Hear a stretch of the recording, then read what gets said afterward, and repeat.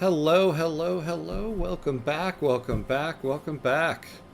Welcome back to some Victoria 3 in our Girls Just Want to Have Lanfang series here. Let's turn you down, music. Alright, welcome back. It's been some time. Always feels like it's been some time since we went through the weekend and everything, but it's been some time since we've come back to this run. We're only on the second episode here. Um, as always, before I forget, let me say hello to myself. Make sure the sound's working. As always, hello I me. Forget, let me say hello to myself. Make sure the sound's working. As always, hello me. Hello. All right. Good stuff. Okay, so where are we here? Where are we in this run? Okay. So we're only on the second episode here, so we're still very early. We're only in 1843, but we've done some work, right? We expanded our initial state. We took North Borneo and then this state up here, though they combined since they're all part of the same state. So the only state left to go after that's not the Dutch East Indies is Katai. However, the place in which we share a border is impassable. So in order to take them, we're going to have to naval invade them. So we're going to need a fleet of like 6, probably, right? Which we're not necessarily at right now. So we'll think about going after them at some point. But the initial strategy here was to just take up as much as we can that's not the Dutch East Indies, and then regroup and try to start, getting towards a military and possibly a navy that could take them on. So now we try to build ourselves up a little bit here. So we basically have 2 states. We got a few peasants left there. Most of them are in North Borneo. We do have some acceptance issues, though. So if you take a look here, as is like the actual history here, the state was started by some Chinese miners that came down and started the state of Lanfang. Our main culture is Han Chinese and East Asian heritage, but the majority of everybody else is not that. They're not the heritage or the cultural trait. So we're going to have some acceptance issues. One thing that's on our side is we have total separation, which is good because our religion is the absolute lowest religion in the country population-wise. So we've got that going for us. So like, let's look at Dayak here. Like Sunni and animist Dayak are at level 3 acceptance. So it's not, it could be worse, but it's not great. So we do have acceptance problems. Let's take a look at our market here, because we're in a bit of a deficit. So let's take a look at what we have going on here. Yeah, so it's, it's not great. We don't want to go higher than medium taxes. We have 2 construction sectors. We could get rid of one, but it does kind of look like some of this stuff is a little expensive. So we got to work on that. So it looks like, yeah, we're working on logging. Though we're not working on logging in North Borneo. So maybe we do that, right? Not quite sure what I did with what's going on here. Yeah. What are they working on? Tobacco. Okay. So we're going to fix this up a little bit here. Yeah, first, let's get 2 logging camps and tooling. Okay, we have tooling. I was like, why am I not seeing that? How did I not create a tooling camp in North Borneo yet? So we'll do that, and we don't have cotton here. We do have it in the other state.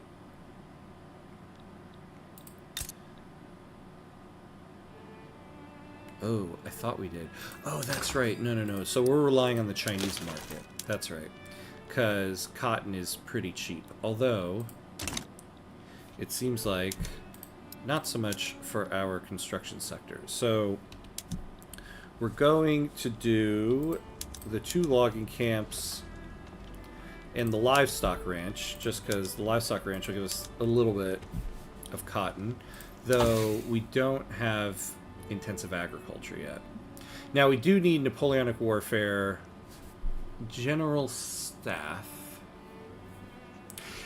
So general staff, we might, I don't know, we might hold off on that because we don't have the acceptance to really utilize that PM yet. Let's reorganize what we have going on here. What we really need is stock exchange to increase MAPI. Let's get intensive agriculture so we can actually get some fabric working in our state.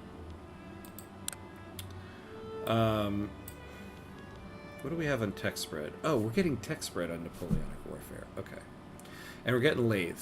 Now, we really need to work our way down to human rights. So we really do. We have to go through the society tech tree. We could try to just, like, Leroy Jenkins our way down there. But you can see it's going to take 34 years because this is level 3 and we're still on level 1. So we're going to work our way through level 1. So we're getting tech spread on currency standard. So then we'll work on urban planning and law enforcement, just because urban planning would be nice. Romanticism. Mass communication for the authority and medical degrees. And then banking. Alright, so that'll get us through level 1. And once we do that, then we'll reassess. Because once we hit level 2 of society, maybe then we'll look at going down there. And then we do have to start getting some universities. Okay. Now, we promised the industrialists private schools.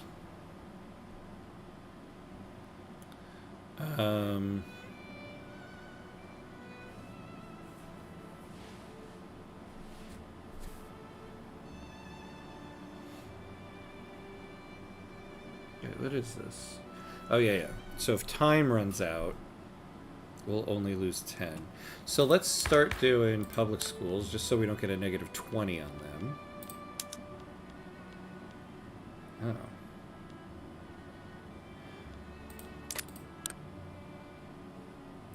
Well, the industrialists are part of our government.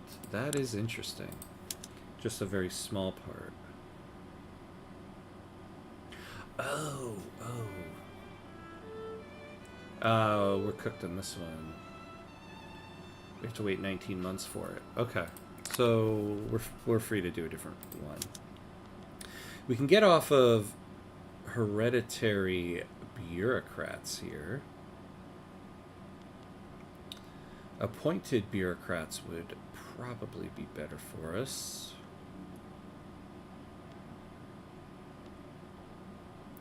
Though it's only the petite bourgeoisie that like it. Alright, what do the literati want? What do you guys want? Property to women, okay. Oh, actually, yeah. More workforce, we kind of need that. Guaranteed liberties. But not yet for that.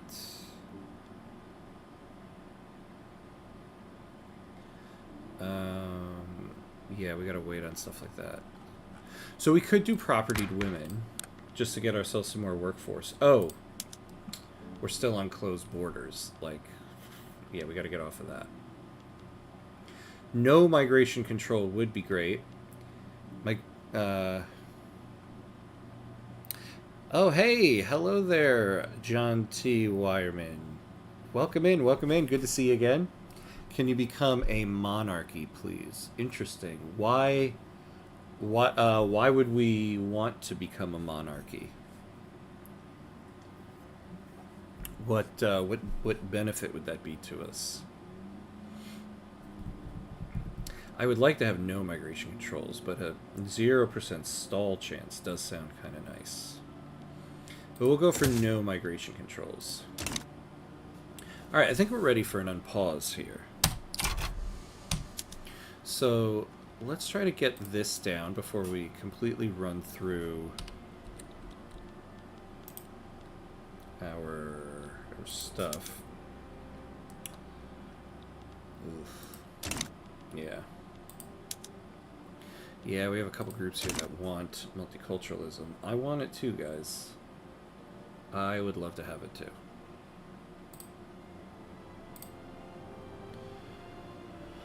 Alright.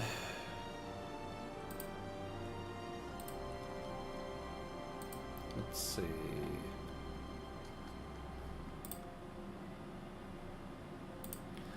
Make sure everything's working as it should. Alright. Yeah, so monarchy.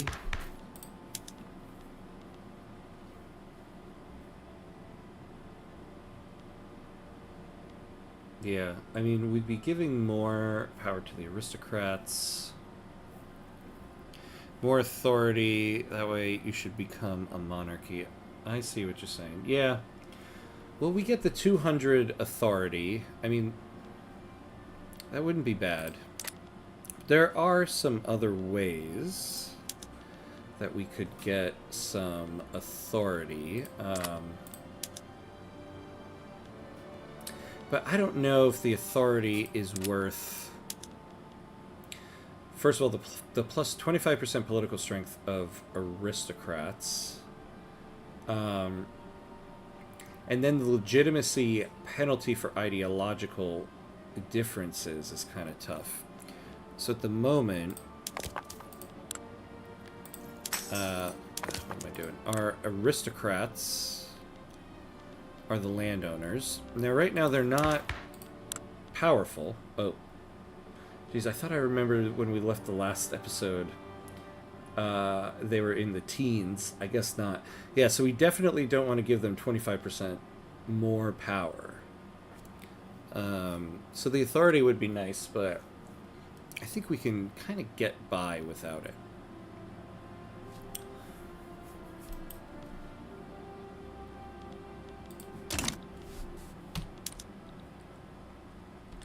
Alright, so let's speed it up here.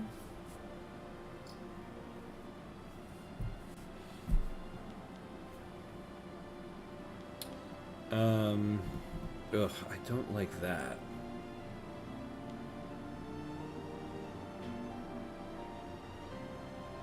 Yeah, the rural folk don't like this.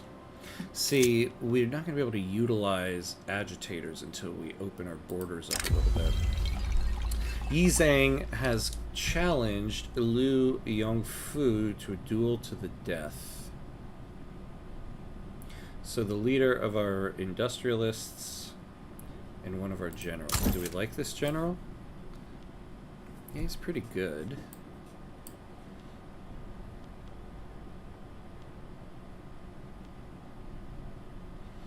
We're not really hurting for literati approval here, and I would like to get them off of these noble privileges, so we'll just go with that. Then can you become a monarchy later then? I guess we'll see. We'll see what the circumstances are later on. I mean, I wouldn't rule it out, but I don't know. I've yet to find a situation where going from presidential republic or parliamentary republic back to a monarchy is all that great. I mean, other than like shooting for that Joshua Norton achievement in the USA, that one I went backwards on that. But yeah, I guess we'll see what the circumstances are. Oh, what was I doing? Oh, this is actually what I wanted to do. Though we don't have a lot of approval on it yet. Okay. So getting off of traditionalism is what we'll do next. I wasn't looking up there. But we still absolutely need to get off of closed borders. If we can get off of closed borders, then we'll start to get some migration from Great Qing. And we were told that we'll also get some migration from Korea, which would be nice. Some migration of more accepted pops would be greatly appreciated in the world right now. So for right now, the game plan is we're going to get this under control because we cannot go into debt yet. Can I try colonizing Africa? I mean, that is always on the table, but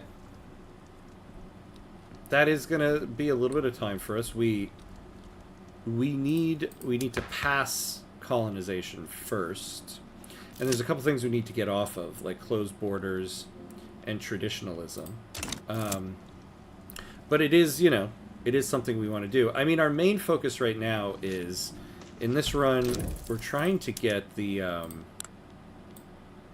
minors not minors achievement. So we have to incorporate all the states in Borneo and then have compulsory primary school law. So we're working our way up to be able to battle the Dutch East Indies.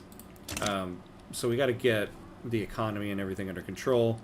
Though I think once we get off of closed borders, get off of traditionalism, and then taking a look at a taxation law, then we might be looking at colonization. I mean, we're definitely going to be colonizing Africa. That's kind of what you have to do in this game. But when we start doing that will be still a question. The suggestion of no migration controls has caused debate among the Confucian scholars about whether immigrants will share the uniquely Lanfangian religious sensibilities. This isn't so bad because the Confucian scholars are marginalized right now, so we will take that for sure. Because them, along with the petite bourgeoisie and the trade unions. I wouldn't mind getting the petite bourgeoisie on the board, though. Yeah, we are going for line infantry. We actually have it already. But we don't, I believe we haven't gotten ourselves our arms industry yet. Oh, we did. Man, we did quite a bit in that first episode. Okay. So yeah, we do have line infantry. Oh, that's right, yeah. It was the line infantry that kind of won us, that got us this land up here without having to fight. So we have that. In terms of tech, at the beginning of the episode, we were going down to general staff, but we have a lot of acceptance issues right now. And so I don't even necessarily know if we'll be able to utilize general training yet. What we really need to get down to is human rights, so we can pass multiculturalism. It's a level 3 tech, so we can't just go straight for it. It'll take like 34 years. So we're going to finish getting through level 1 of society tech and then reassess. So we're doing stock exchange, but we're also throwing intensive agriculture in there, because we're really going to need this for fabric, since we have no cotton plantations in any of our states. And then we're just finishing out level 1 of the society tech. But we did get line infantry, luckily. Oh. Yeah, look at this. We're getting construction inefficiency because of the Borneo rainforest.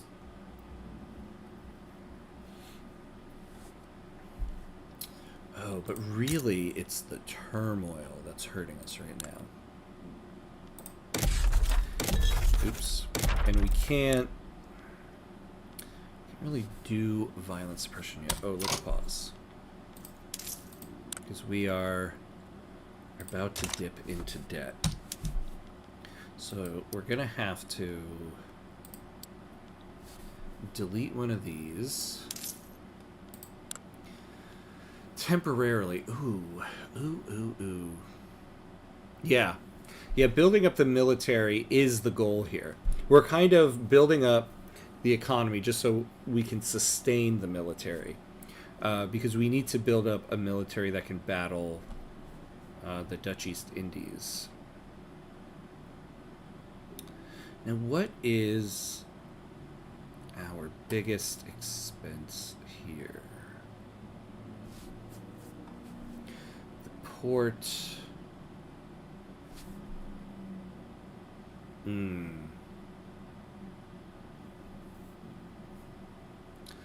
Goods for oh, we're spending a lot on clippers. What are clippers? Ooh boy, I did not realize the Qing market was so bad with this. It would be beneficial to us to build our own. Yeah, look at that. That is what's killing us. Okay. We could try to import it, but it's not really going to make a dent in the market.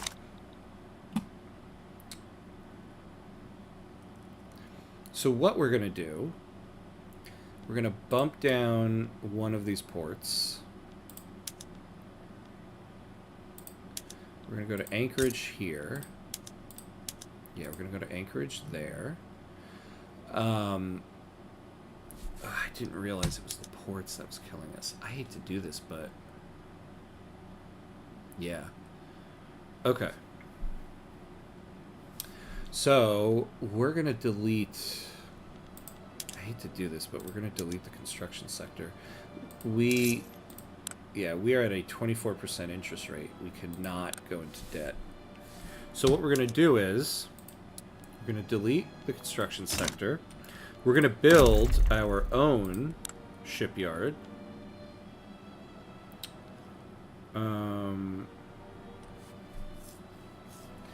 we're going to need how many people for this? Yeah, about 5,000.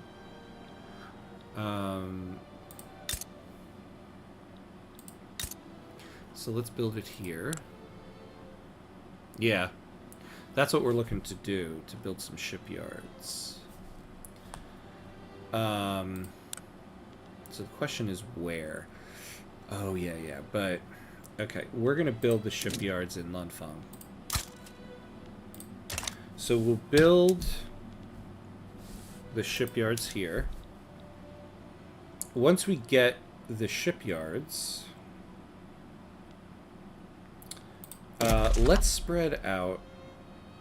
no, we're gonna take all the people there for it. Then we will add a construction sector. We'll add our 2 construction sectors into North Borneo, and then we can go back to... in fact, we're gonna build the shipyard, and then we're gonna build the deficit we have. Well, we'll finish off the logging camp, actually. Yeah, this is what we're gonna do. The shipyard, the logging camp, and then we'll add the construction sectors back in, and then the other logging camp and livestock ranch. Look at that. We saved ourselves just in the nick of time before we hit debt. So the reason why we're building the shipyards in Lanfang instead of North Borneo is it's going to take us 14 years to incorporate it.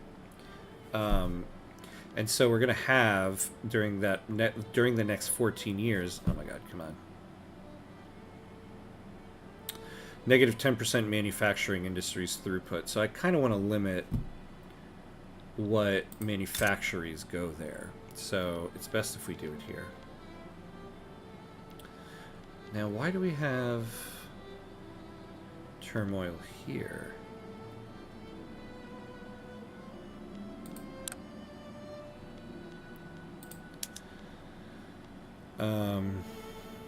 Yeah, it's acceptance. Decrease. Oh, and we can't request anything. You better not do that to us, Qing.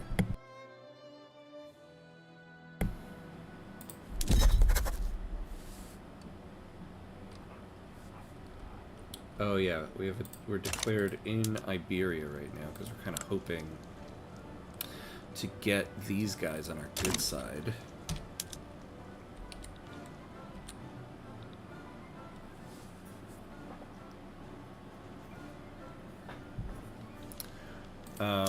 Now we're at... Oh! We're not at high taxes. I thought we did that. No. Good.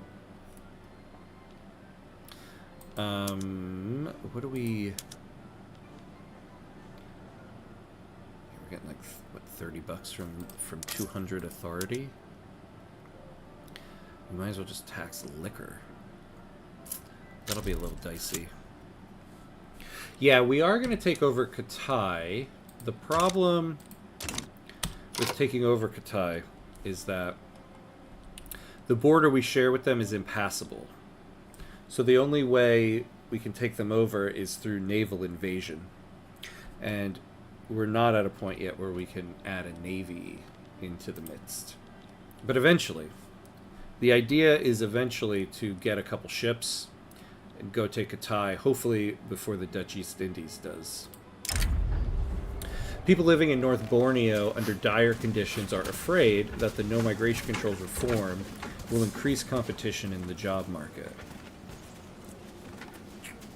But we don't want this. We're going to get a setback. Ooh.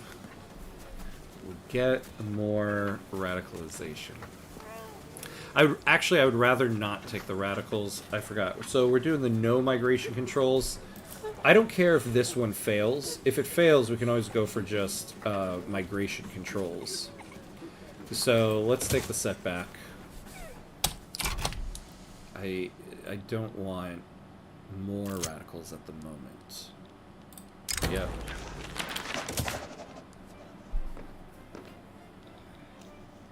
Honestly... Alright, we're going to actually cancel this. It's not like we're in a winning position for this anyway. We're going to cancel this. What I really want is to get off of this. This is the one I'll risk taking radicals and stuff for. So let's do that. Before we lose our government makeup here. Yeah, so the industrialists and the trade unions. Well, our industrialists gained a little bit of power there. Alright, a land reformer. And who is the current head? What does he do? A Democrat. Alright, yeah, maybe we'll hold off on that. Okay, so we're gonna get, we're getting some, well, loyalists from political movements, and 200 loyalists per month, so it's something. Alright, yeah, so we really need to get the shipyards done. What I would also eventually like to do is to get a navy that will help us stay connected to the Qing market.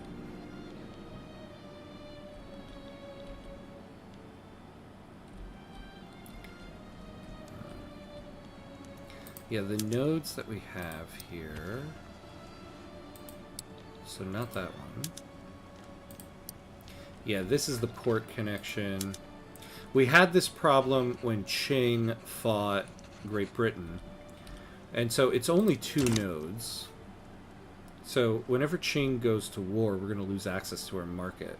So I would like to get 2 fleets at some point that we can just station here and be ready for any type of wars Qing might get into.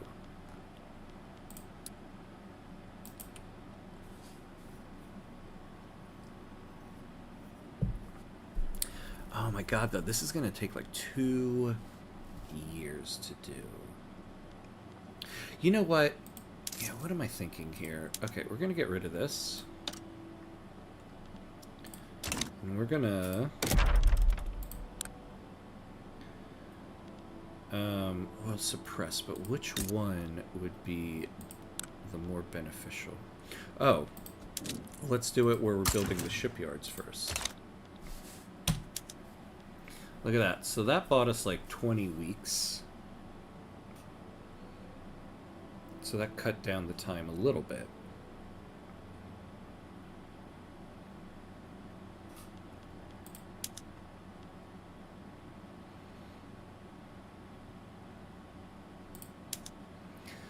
Yeah, but we lose. We don't get the full 10 because we had started, so...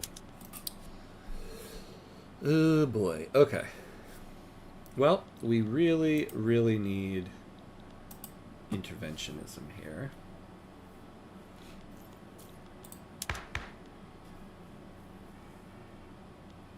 Because...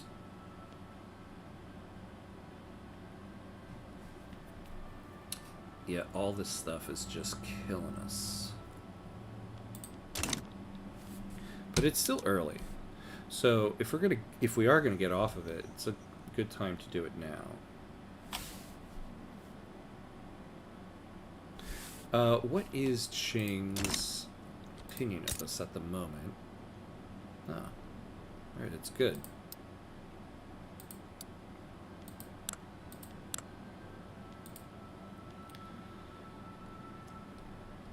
Oh, look at that. Alright, let's request knowledge sharing. They're going to reject it. So at least they can't decrease our autonomy yet. So now, do we need to... yeah, let's approve relations.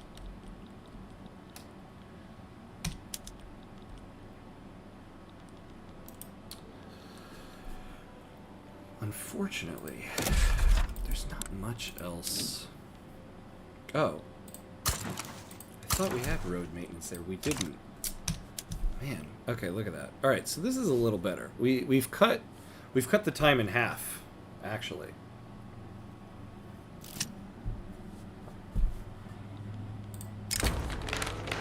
Lawmakers working towards the enactment of interventionism have found themselves marred in a particularly complex set of bureaucratic proceedings, grinding the work towards reform to a near halt. Ooh. Hold on.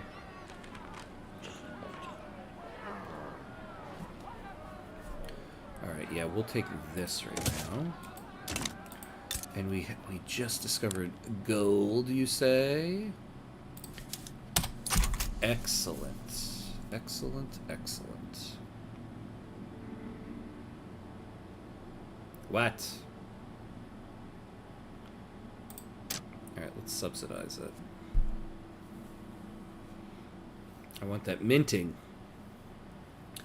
Give me that minting.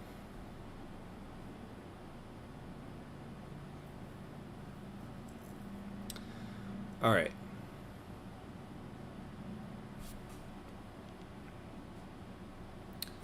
Look at that number go up. That's not so bad.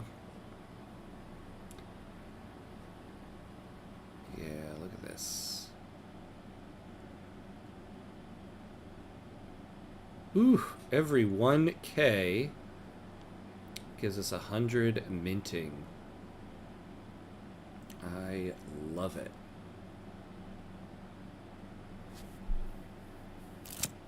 And actually, we might as well do the violent suppression there as well. Oh, the leader of our landowners died or retired. So, President Koan... oh, man. Koan Ogata. I looked up how to say this before the stream started. I really forgot. Expects the same level of competence and meticulousness from his ministers as he applies to his own work. Now the president turns his attention to overseeing a particular cog in the machine of government. Decree cost. Not so bad. We don't care about that. Construction sector. Building throughput. Problem is, I think the decree cost might actually be more beneficial to us, because then we can keep the road maintenance going in both states.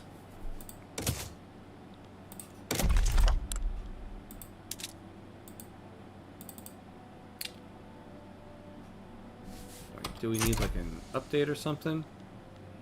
I thought decrees are supposed to be cheaper for us. Minus 15% decree cost. Why is the cost still 100?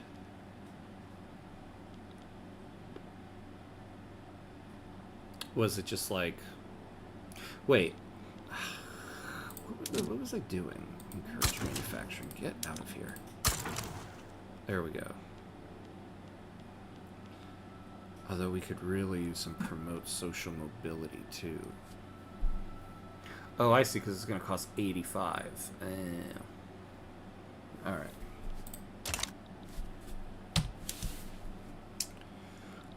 Well, actually, then it would actually be more beneficial to do that, and then we'll put road maintenance there once we take it off of Lanfang, because we got acceptance problems.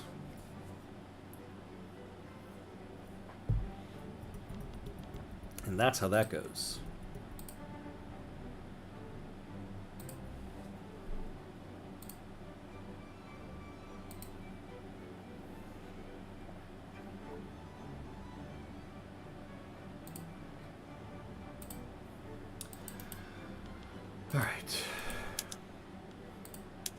All right, and we got all 10 points back.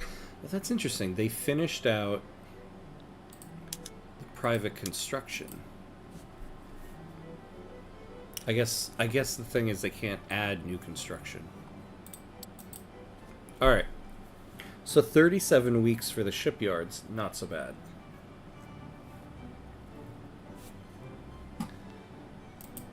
Now the other thing is though, we don't have, do we have, I don't know why we were having the ports on that first PM anyway.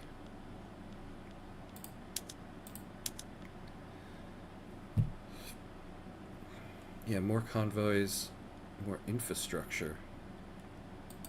But we don't really care about the convoys.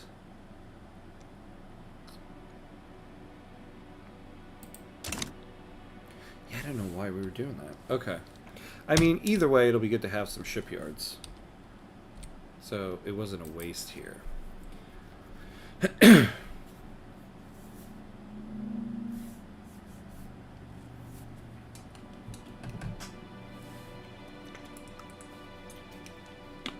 Actually, look at that. We could create some military shipyards. It'll be very profitable. And then we can start building up a navy. So after this construction sector, and after these two things... one second.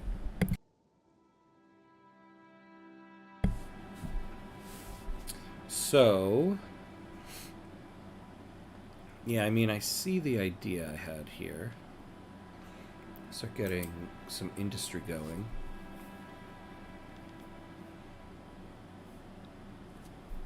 Well, I won't add. I want the private industry to do this stuff.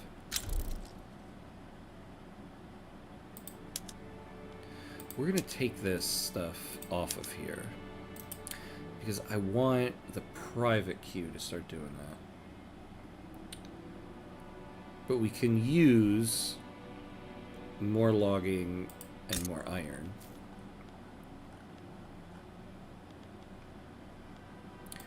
And we have no tooling. Yeah. So that's what we'll do there. Alright, what are we going to get here? Hey, progress to study. Excellent.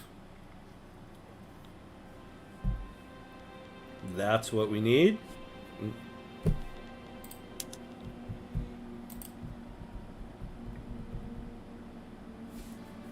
The Lanfang National Committee. Oh, this is an anti-Qing movement.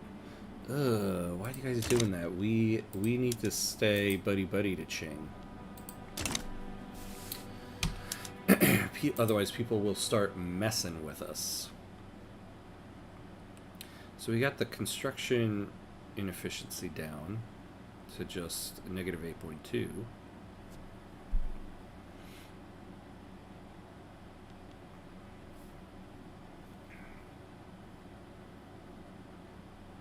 Not bad. I don't think we're at a point where we want to add government admin. Yeah, we have a lot of taxation capacity. And I don't think we have any government admin yet.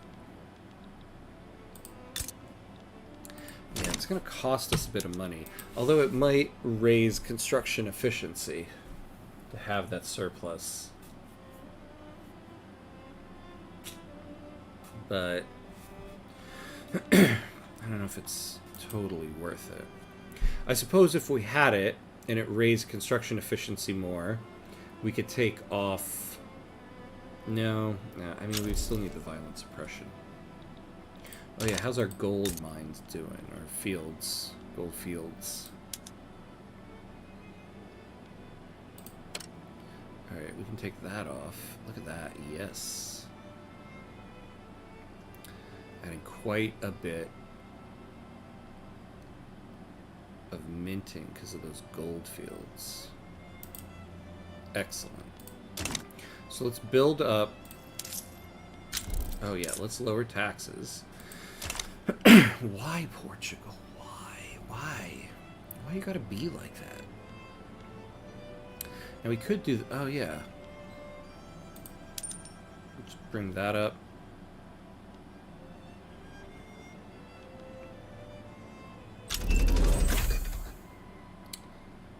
Ah, per capita taxation. That would be nice. So we got currency standards.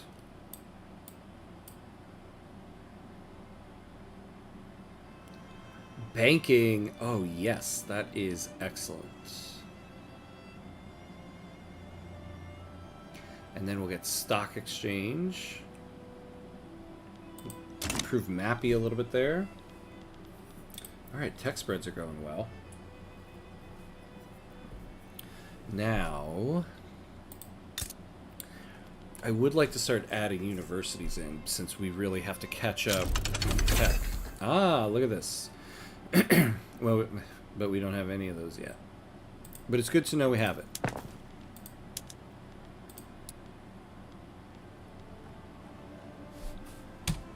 Now, I'm waiting to add them to the construction queue, because after we add the construction sector, I'd like to see if the private queue will build that for us.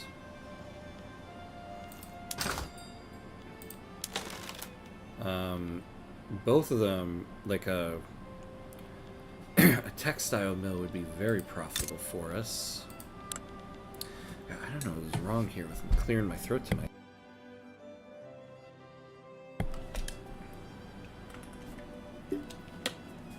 Yeah, textile mill would be very profitable for us.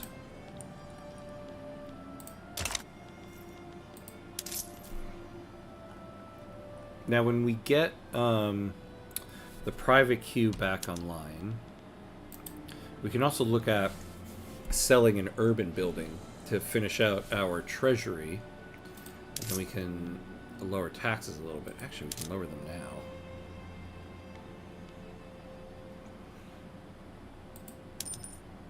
There we go. How much room do we have left here? Alright, not bad.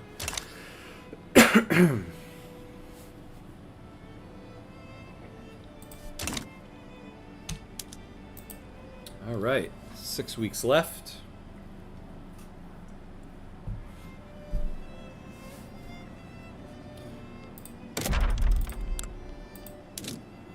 Ah, nice. We can add that there. Not quite yet for that.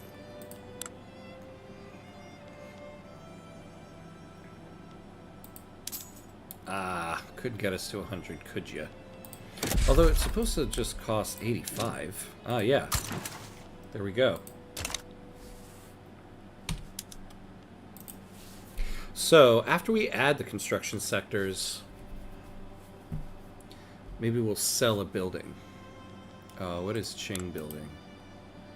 Wait, what? Oh. Ah. I should have been building that. I didn't notice it. Oh, it's only queued for them. But I'm not going to be able to. Damn. Oh well. When we eventually break free from Qing, we'll nationalize the buildings and take control of it.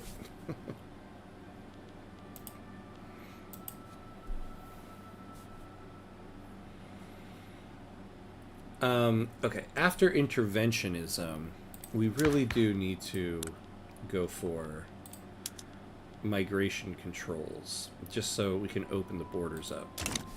Because also, it's like, what we need are more highly accepted pops, so this is fine for me anyway for now. Oh, hey, Pacovides, welcome, welcome. I was just playing as Argentina, and after 5 runs, ended in default. One just works. Yeah. Yeah, default, man, being in default is not good in this game. I would just declare bankruptcy. I always say don't embrace bankruptcy if it's inevitable. Bankruptcy is always preferential to default. Default is awful. But bankruptcy you can get through. I just did the series I did before this one. I started as Kabul, formed Afghanistan, and we went through 2 bankruptcies in that run and still ended, I forget what, it was like somewhere between 10th and 15th. We even won a war against Russia while in the last 2 years of our bankruptcy. So bankruptcy, I always say bankruptcy is not something you should play towards, but it's also not the end of a run. But default is tough to get at, or tough to play with.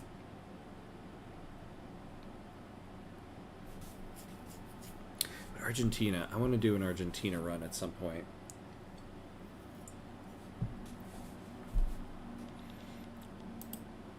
I generally just love playing in South America. South America is so much fun in this game. I had a run as Paraguay, which was a lot of fun. And so eventually I'll circle back around to South America. I'm just trying to work my way through the world and just kind of go like that. Oh, all right, we got a couple things now. So, mining accident. A mine in North Borneo has collapsed, trapping miners within the dark shafts below. The scale of the accident has made the tragedy a story across North Borneo and the nation.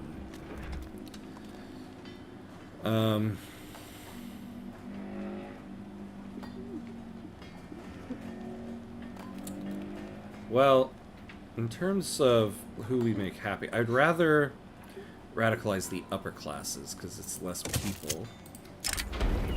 The liberal Alright, the recently translated works of Santiago Marino have become popular within the liberal movement. The relationship has developed to the point of Santiago Marino openly endorsing the movement. Sounds great to me. When I play as small countries, the game feels like is not made for small economies. Ah, interesting. Let me read this, and then I definitely want to touch on that. Prominent members of the industrialists, outspoken supporters of interventionism, and close allies of Yi Zhang have been exposed in a corruption scandal, having exchanged political favors, personal gifts. Poops.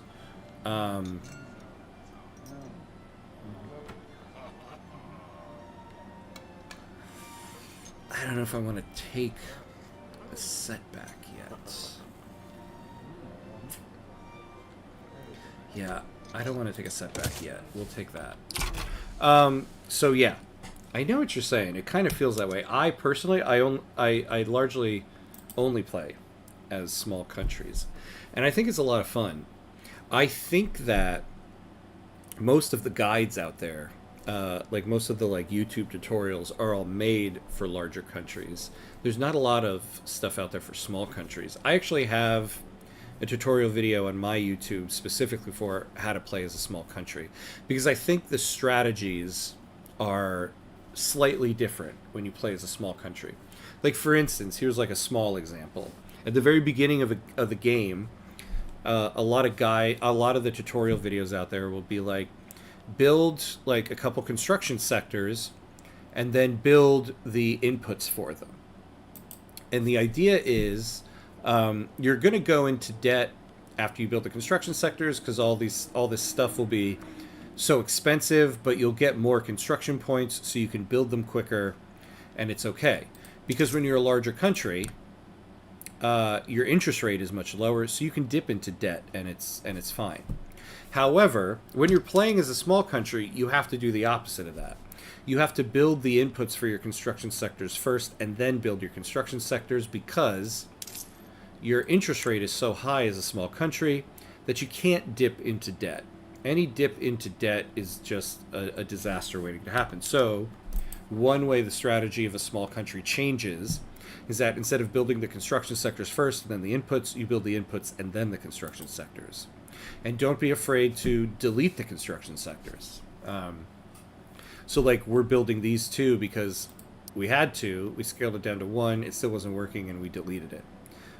So when you're playing as a small country, you're going to delete construction sectors every now and then, which is okay. I always feel like deleting construction sectors is beneficial, or is preferable to pausing the construction queue. Pausing the construction queue, to me, is like a last resort thing, because it'll decimate your investment pool, which will then make all construction for you just like twice as expensive. With the attitudes of the literati towards Netherlands growing more apathetic, their leadership has begun to discuss reassessing the group's support for the Lanfang Dutch Fellowship. That's fine. I don't really know why we're being friendly with the Dutch anyway. Eventually we're going to be at odds with each other. Hey, we got the bot! It's not a real stream until you get the bot in the Twitch chat. Bye-bye, bot.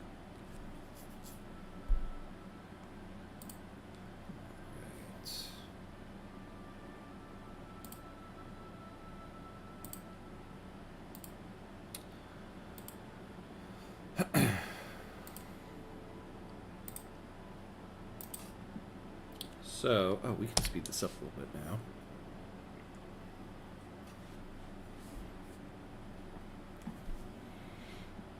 All right. So, so we have this. We actually can afford now. The problem is we don't really need to pay for this.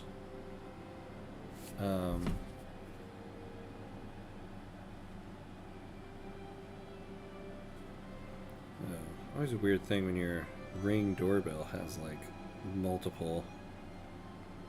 a ton of notifications. Let's see, I agree, but I was referring to the volume of interactions. When I play with small countries, the campaign often revolves around waiting to have the technology and the legislation to attract immigration, in case you can't conquer them. Yeah, no, totally agree on that. A lot of the runs, like this one is doing right now, is that we really just have to get to human rights so we can get multiculturalism. I had a run a couple streams ago as Transvaal, and we had major acceptance problems there. We couldn't really take off until we got to multiculturalism, and that's kind of the case here. Oops. Our primary culture is very small compared to everything else, so we're having turmoil, we're having all of that. I think this one might be a little different, though. This run specifically, because if we can open our borders, there's a possibility we can start getting migration from Qing and Korea. As opposed to other places where, like Transvaal, we weren't really getting any migration for a while. But yeah, catching up on tech is a big one. That's why I think in trying to like invest in universities is big when you're playing as a small country. It's something I need to get to. We just don't have the economy for it yet. In other games like EU4 or CK3, it's usually the other way around. Smaller countries are more interesting. See, though, I feel like... See, I would disagree with that in the sense that I feel like... Wait, hold on. Ooh, is this something we want to get in on? Well, we can't get in on it. To me, I find the smaller countries in the game much more interesting. I find playing as the larger countries not as interesting. Like, I've never really done a run as Great Britain. Because to me, it's like, where are you really going? You know? I mean, I'm not saying you shouldn't play as Great Britain. But to me, I love playing as small countries in this game. I find it to be much more interesting and rewarding because you're building yourself up. Whereas the large countries, you're starting off so far along, it's like right now I'm doing an offline run as France just to get at some of the achievements that France has. And for me, it is kind of like I'm starting off as the second ranked country in the world. Like, there's not much place to grow, right? And so there are times where I find it's not as interesting. Whereas when you play as a small country like this, it's true there are times that, you know, you're waiting to catch up to things, but there's a lot more room to grow. And so when it happens, I feel a larger sense of accomplishment on it, I guess. Like the run that we did as Transvaal, or even the run that we did as Paraguay, both of them we ended as a great power in the world. And so to me, that's much more rewarding than, you know, starting off as France, starting off as 2 and ending as 1, you know? But, you know, it still can be interesting. But I find the smaller countries to be more interesting in this game, personally. An influential faction within the literati has grown frustrated with their co-members' neutrality on the topic of interventionism. Themselves in favor of the law, they have now resolved to form a separate political faction intent on passing it. Ah, yes. Ooh. Wow, the industrialists' power has jumped. But I'd rather take this. My point is that I always end up playing as medium economies like Spain, Italy, Mexico, Persia, room to grow, like you say, and the game doesn't feel empty. Yeah, no, absolutely. Totally agree with that. Those are some great countries to have a run with. Italy, I find to be really cool to do, especially since you also are trying to form Italy. That one is fun. I haven't really done a full run as Spain, or like on a as an offline one for myself yet, and that's mainly because I've kind of been pushing it off for a while, and then they announced that there's going to be a DLC later this year that's completely dedicated to Iberia, and so now I'm like, oh well, I'm gonna wait for that DLC before I do a Spain run. Persia is tons of fun in this game. I love a Persia run. And Mexico, too. Mexico is one I've done a couple false starts on, but I really want to do a Mexico egalitarian society run. So, yeah. I totally agree on the countries you chose, you highlighted there. Oh! Okay, hold on. Whoopsies, what are we doing here? So... Yeah. So I was a little overzealous with the 2 construction sectors. So let's knock that down a peg. And now... Yeah, we need to get... We need to get wood a little bit better. Oh. Okay, let's subsidize this, because I don't understand why. Why are we doing... Why did we build this here? This was a smart move. Retaking America's fun. I did a run when the game launched, but now I'm waiting for the DLC. Mexico and Gold is just broken. Yeah. Yeah, I want to go for that, what is it called? There's that specific Mexico achievement. I think it's under hard. Manifest Mexico, that's what it's called. Yeah. As Mexico owned the Pacific Coast, Great Plains, and Texas, and have a higher power rank than the USA. I want to go for that one at some point. Overtake the North American continent.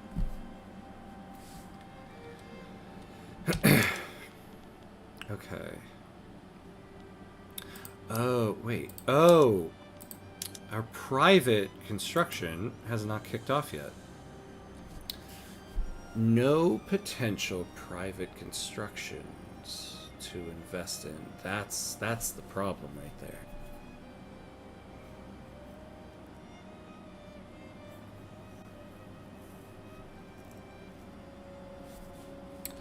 We can't continue until we figure this out.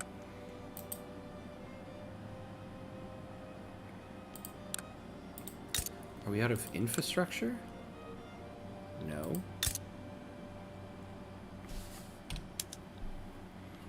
No potential private constructions to invest in. Hold on. Let's let the game do a Monday update here. Because that's interesting. There's nothing they want to build.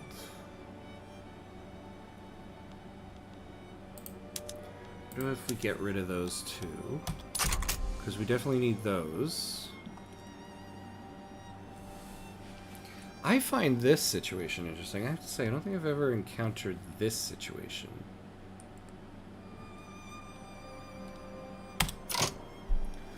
No potential private construction to invest in.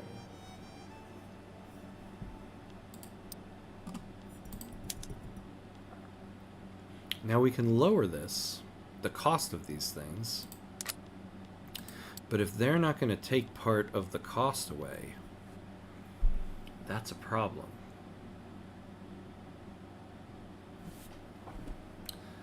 Why are they doing that? This is new to me.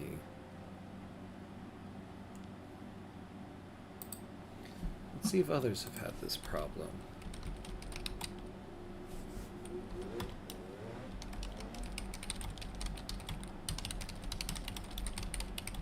Never encountered this before.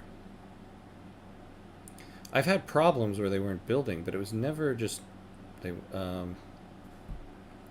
like when you have the infrastructure.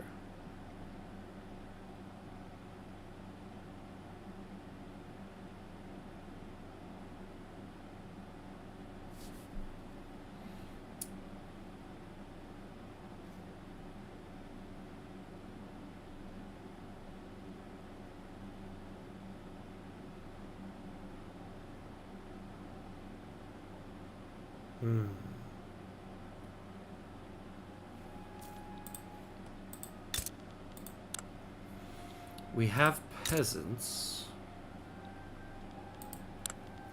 and we have profitable buildings.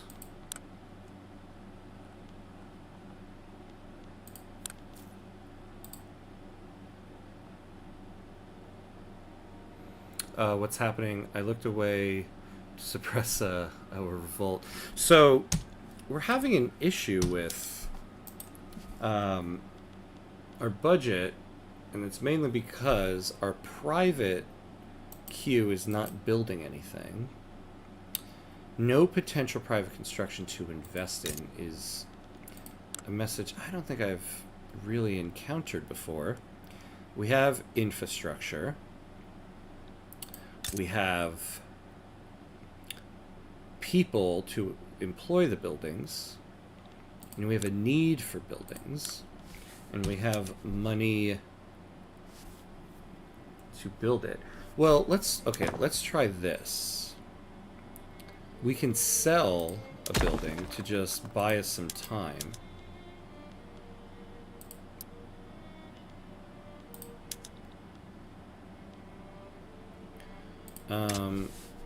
Let's see if that will...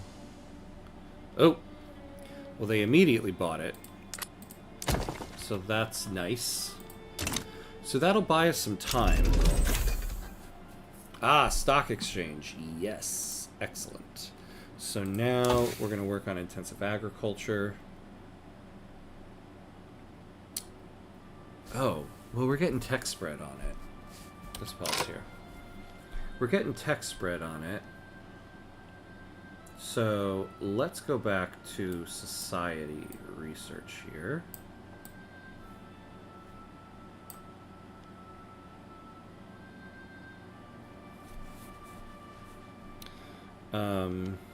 So let's go there.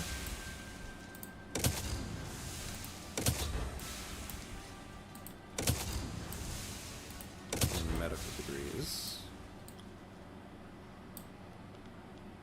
And then...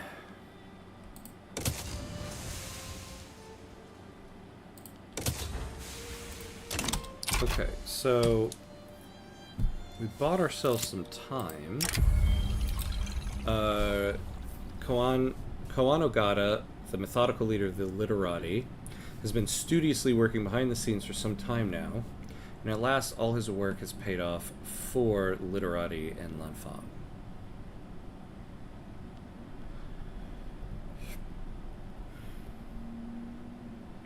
Minus 20% loan interest rate for 5 years. Let's see, do we need that momentum for them? Ooh, possibly. The Conservative Party is coming up. But 20% loan interest rate, that'd be a full 5%. We're going to take that. When you start to make a profit, privatize, and privatize, more capitalists, yeah, means more strength for industrialists and generally better ideas than agrarianism. No, yeah, I mean, absolutely. That's what we want to do. Privatize everything. But it's still a problem that the private queue itself doesn't see a need to build anything. That is a problem we have to fix.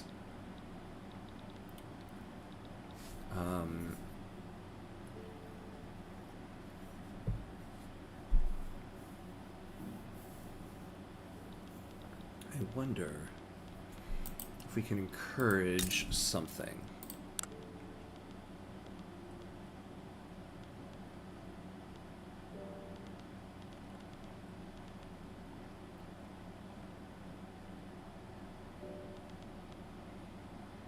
See, like, we really need to build... I guess part of the problem is... Yeah, we don't have any financial... We have a okay, so we have a financial district here. So why do they not see the need to build anything?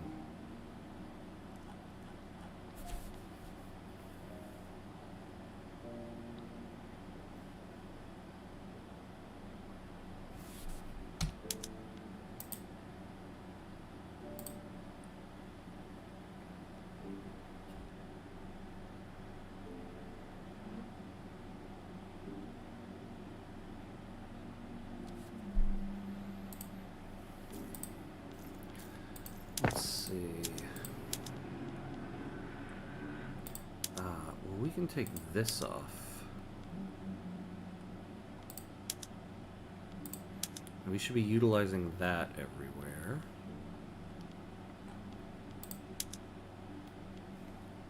Ah, we can definitely use more clippers in that regard.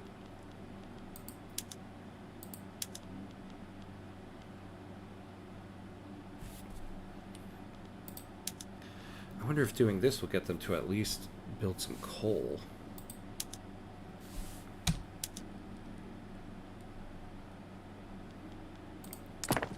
Let's see, where was that? Do the capitalists have enough money? Well, the investment pool has money to build something.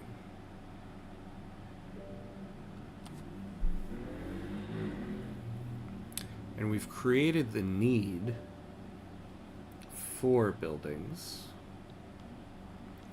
Where did we just create that need for coal? Yeah, just in North Borneo. So at a bare minimum, we should get... Oh, what am I doing? I thought we had coal.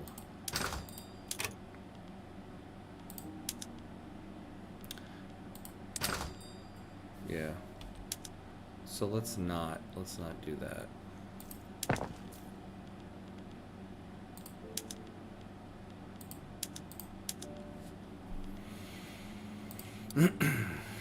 Okay. Well, let's add in a textile mill.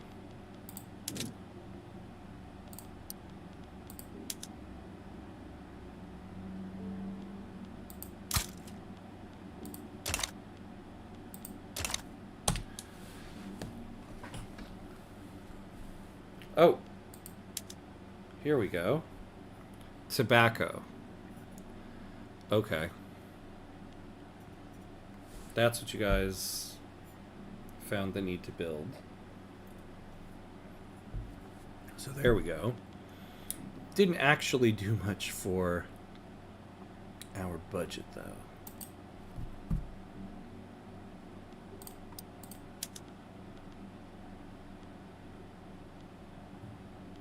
Well, the cost of goods is down.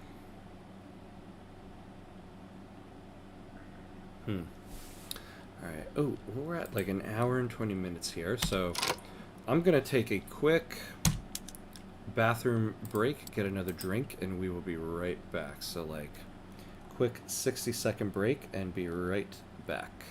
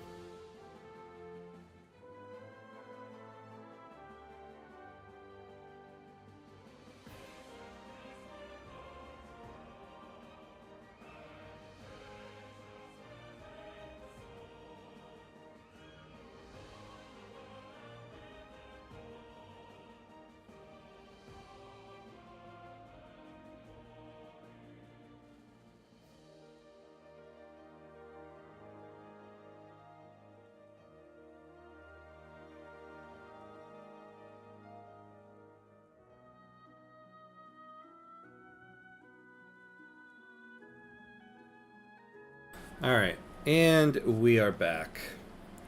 So, let's see here. Well, we can unpause while I take some insulin for me drink. Ah, yes. Red voting. All right. I mean, this will be a big help for our economy, just getting off of traditionalism. So, that will be a big help.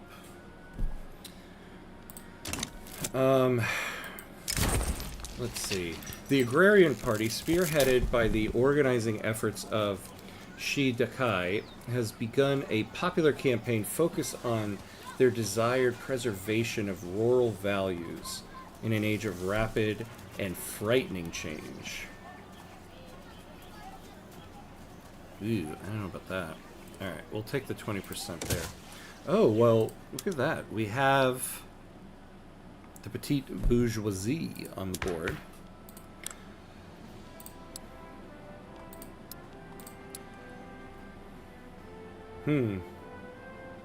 Yeah, we should try to make them happy. So they have... Oh, wait, what am I doing? I'm looking at the landowners.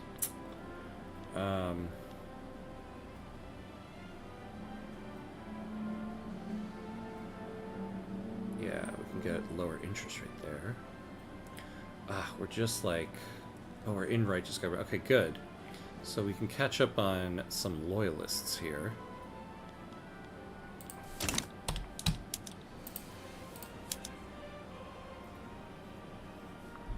Okay. So we got a textile mill here. Man, 11 years to incorporate this is just going to be killing me. So we got a lot of hardwood output here.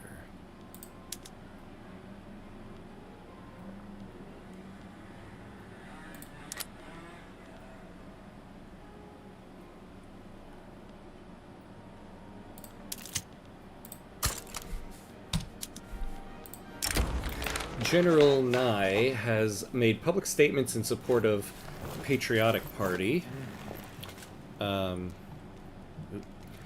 bringing into question the political neutrality of the military. God, we got a lot of political parties floating around right now. Yeah, we definitely don't want that. Do we want this guy to become a politician? Not really, he's a traditionalist. What do they currently have? A moderate, yeah. So we'll give them momentum. The petite bourgeoisie is always a good first ally until they become Nazis. Very well said. Yeah, I generally like the petite bourgeoisie, mostly, until they become Nazis. But... yeah, I generally like them too, but it is very easy for them, like, if you're not paying attention, that suddenly they have, like, 35% clout. And you're like, oh my god, the whole country is bowing to their will. But generally, yeah, especially early game, they're very helpful. Alright, so we are going to build... So, I'm adding these things here, though. We are not... Yeah, we don't have the people for this.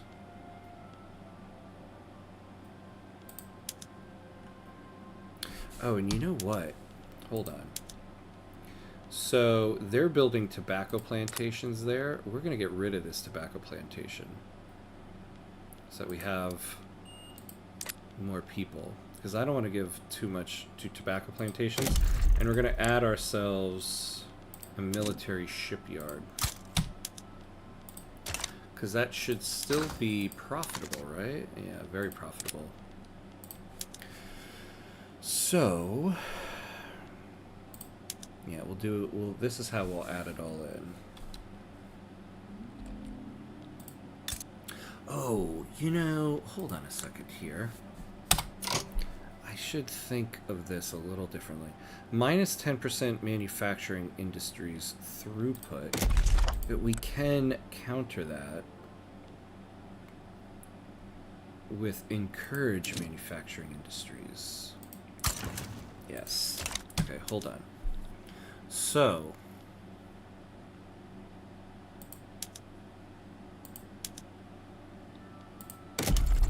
the textile mill will go to... Ooh, infrastructure. Okay.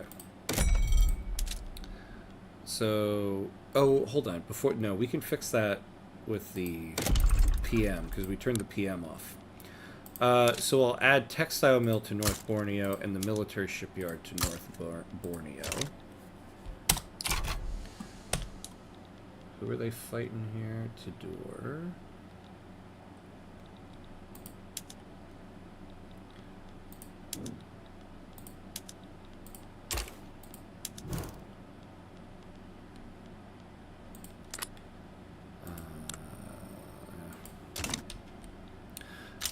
I'm in that state of the game when all your states are at 60% market access and railways is like 5 years away. Oh, God, yeah. Tell me about it. That is such a difficult period to be in. Oh, yeah, and you're Argentina, right? I was about to say, I always get that in South America. Infrastructure is just always an issue in South America. That is like, to me, that is like one of the main issues you always got to tackle there. But yeah. And railroads are 5 years away. Ah, Yi Zhang is our new president. Wow, that when we started the stream tonight, the industrialists were in the Liberal Party but had 1% clout. Look at that. Railways unlocked, yes! Build those railways, my friend. Build those Argentinian railways. And chew your way to greatness. Congrats. But I know that my economy won't pay for it. I know. Always bittersweet, right? It'll work out.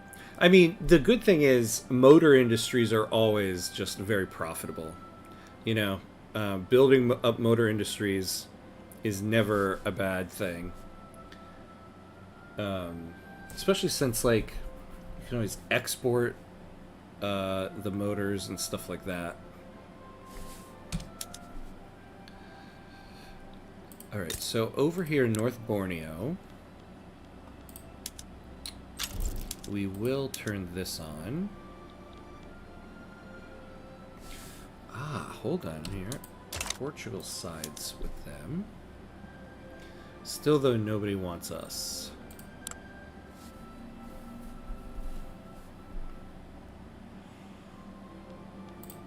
Well, yeah, we're not going to get involved there.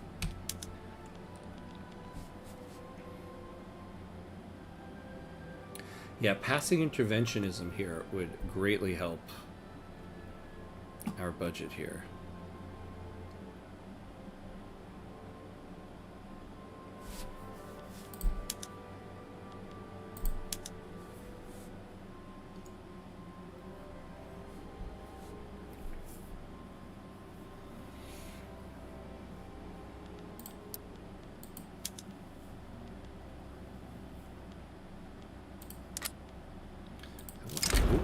Oh. A series of perceived poor decisions by the liberal movement has led to a notable decrease in its ability to raise money. Numerous wealthy sympathizers have quietly halted their support for the movement in its current form. You can get more loyalists. Oh, our Japanese former president retired. Koan Ogata. Aw. Bye-bye. Thank you for your service. Alright, yeah, let's take that one. Another mining accident. A mine in North Borneo has collapsed, trapping miners within the dark shafts below. The scale of the accident has made the tragedy a story across North Borneo and the nation.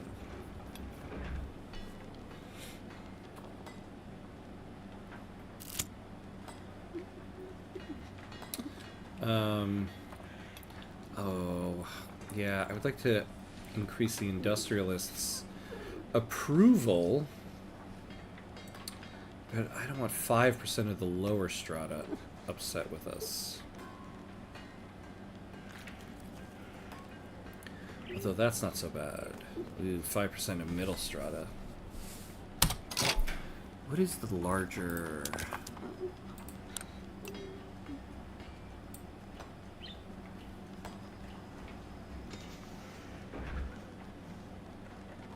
Yeah, I'd rather take this. My economy needs 20 iron. The British offer 156 trade deal. Oh, go for that. But you could also build that. It won't take too long to build up some iron mines. You should be okay on that one.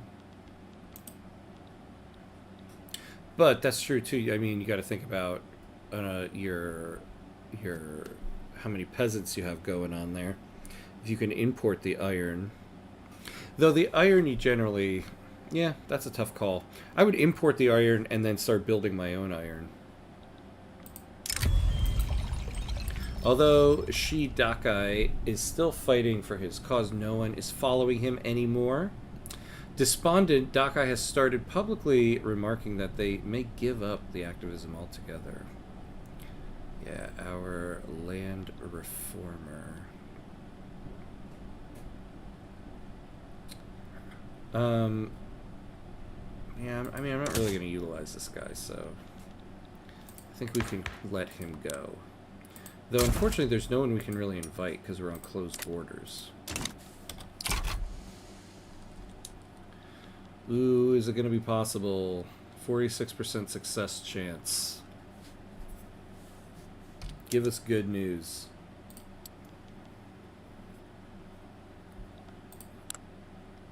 Oh, man, they're never going to build that gold mine. In the midst of the debate surrounding interventionism, one of the country's leading playwrights, strongly associated with the industrialists, has staged a widely acclaimed play whose politically laden theme makes no secret of the author's desire to get the law passed. Yeah, we'll take the success chance. An internal investigation has discovered that a government official received many gifts from Shen Yanshan on behalf of the Qing Covenant.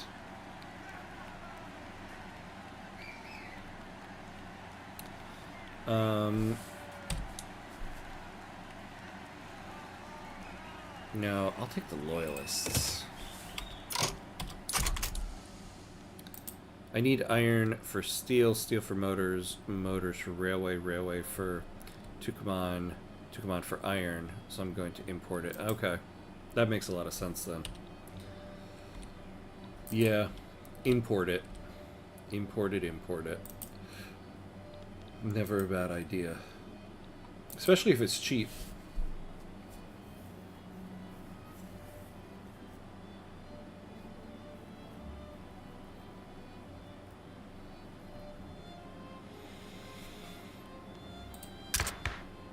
Oh, hold on. Do we want to reform this at all?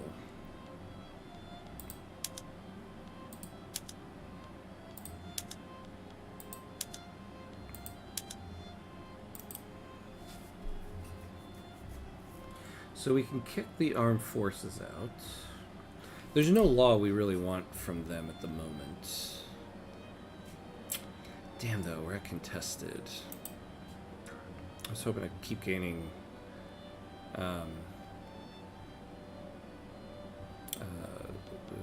sympathizers, loyalists.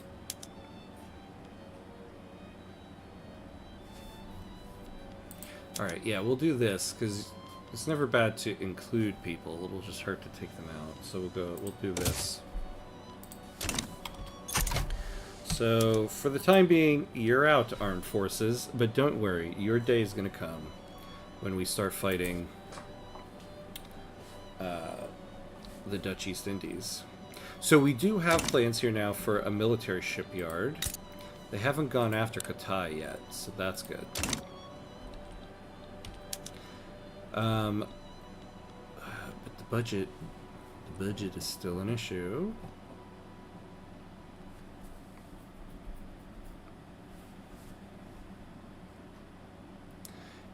ports are still the most expensive damn thing.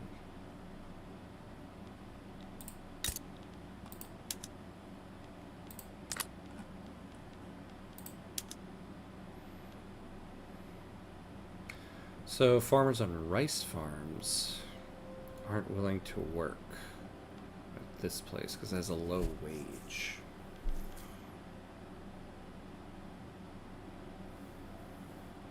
Interesting. And why do the rice farmers?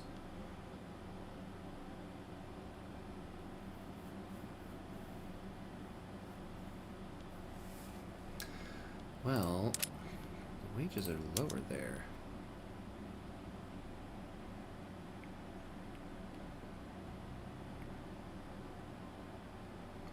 They would accept a wage of $5.91.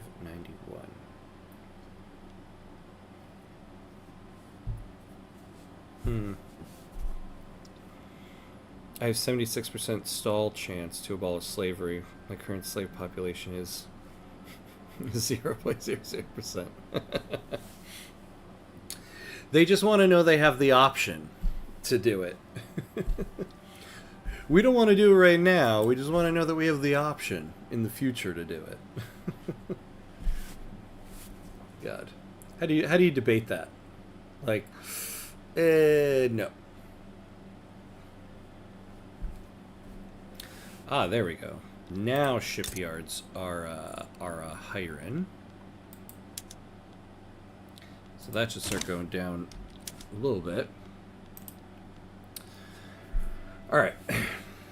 So clearly, we're at the stage of the run where we just need to build things up. Build up. So we need to start building up some profitable buildings, some economy, so that we can afford a bigger military. Which, by the way, we still don't have. We still don't have any conscripts.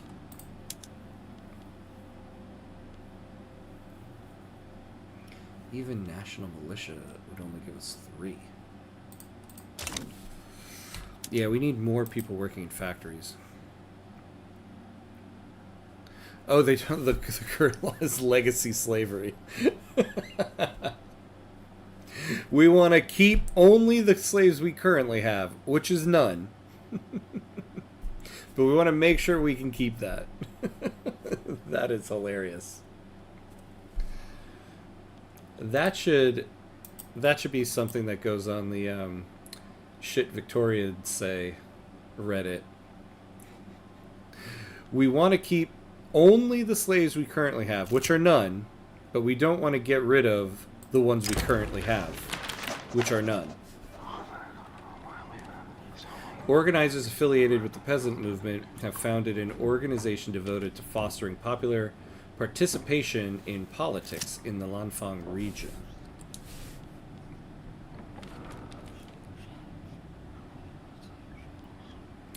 Okay, yeah, definitely don't want more radicals, so we'll take that. What was meant as a routine speech about the merits of interventionism by Yi Zhang has quickly devolved into a public relations disaster for the industrialists. Well, that doesn't sound good. So we'll lose 10%. Yi Zhang is our president. Now I might take... Yeah, I'll take the setback here and take a plus 10% success chance. So a 72% success chance with only 3% stall. This damn well better pass on August 1st. That's what I'm going to say. Alright, let's speed it up.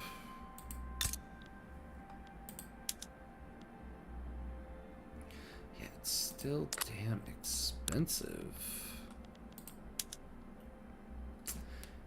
Yeah, look at that. Alright, Mappy is still bad.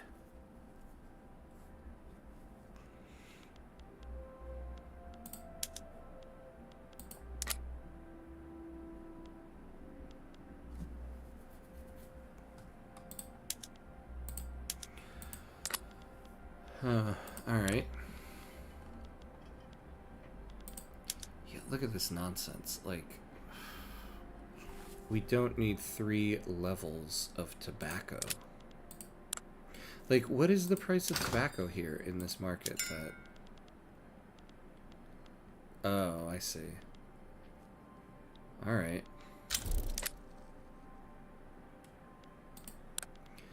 I guess it's a super profitable building right now. But you're taking a lot of my workers. Oh my god, North Borneo has nobody left to work. That's why I was building you guys here.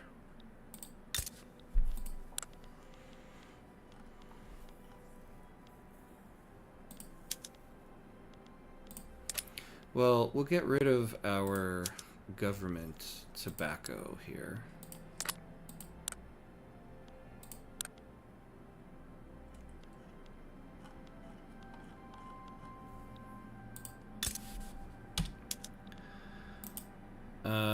Logging camp in Lanfang. Great. And you'll do it again. And you're going to build more tobacco. Fine. We really need to get our migration controls off.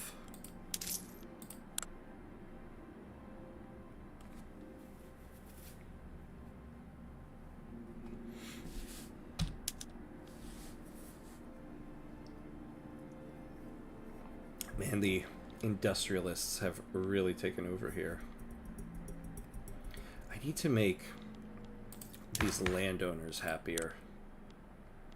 I can't use any agitators because we're on closed borders. Where are we on tech here? Urban planning. Playing as an American country is very fun.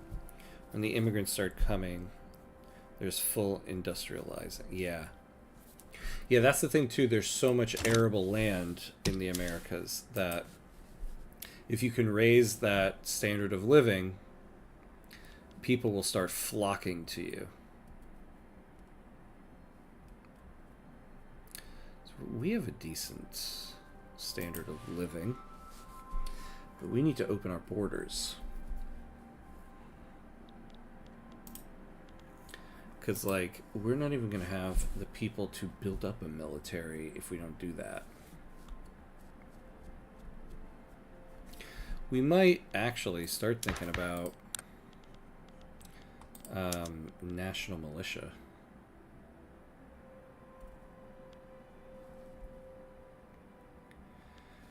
Because it'll cut the barracks down to only 5. I don't know, though. I'm always skeptical of that when you don't have a lot of states.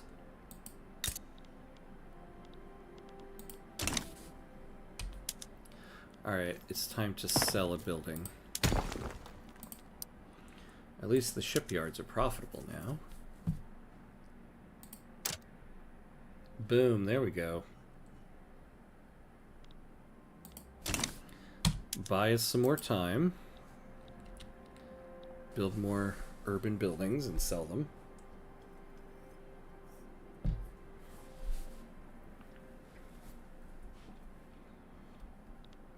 All right, where are we getting to? August 1st. Let's get there. Oh, good. They're finally building this. At least we'll get some minting off of this. I mean, we're not building it, which sucks, but at least we'll get minting. Anything to help this dismal economy here.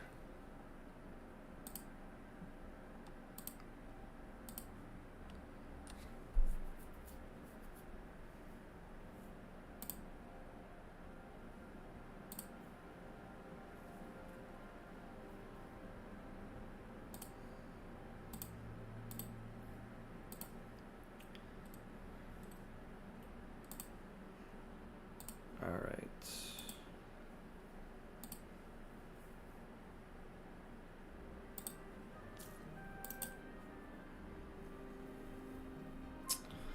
All right, here we go. We're just about there. August 1st. Give us some good news. This will be massive for us.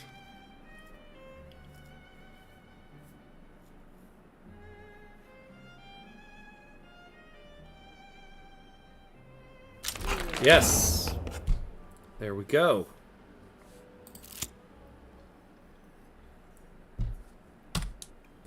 Alright.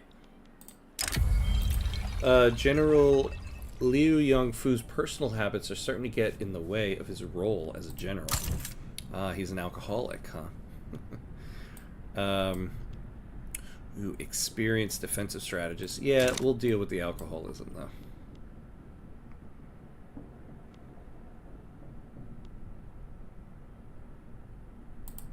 Yeah, that's fine. Okay, great. So we have interventionism. So now we open these borders. Look at this.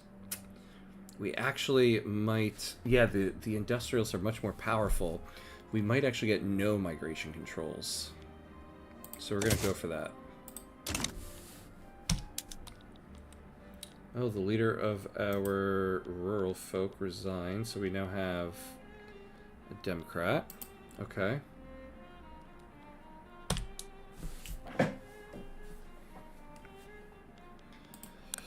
This gold mine will actually be very, very helpful to us. So in 16 weeks, we should see a bit of a difference there.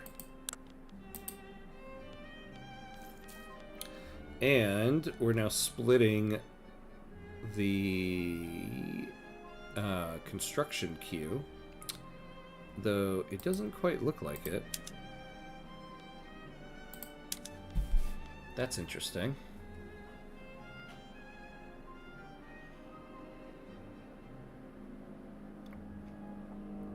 Oh, wait, no, we are. I always forget sometimes.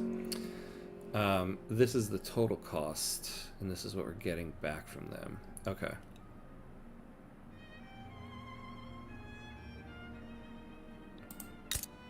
So now, infrastructure. We're good. Infrastructure here, we're very good. Even without the PM.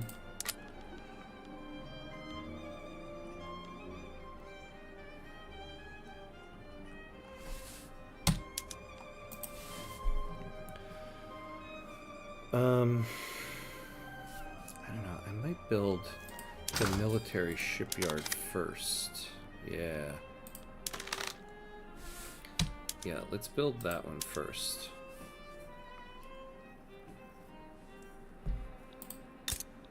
Now, if we have nobody anywhere to work it, we might as well build it in Lanfang. Because that's where we're going to be building the navy.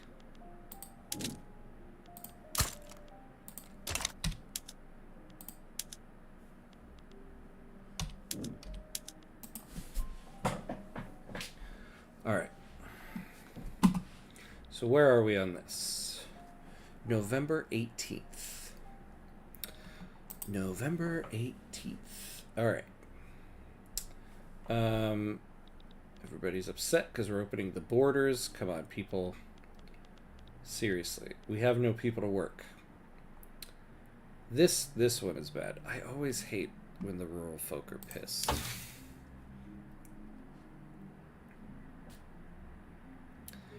Banking and intensive agriculture will be so beneficial to us. So will logistics.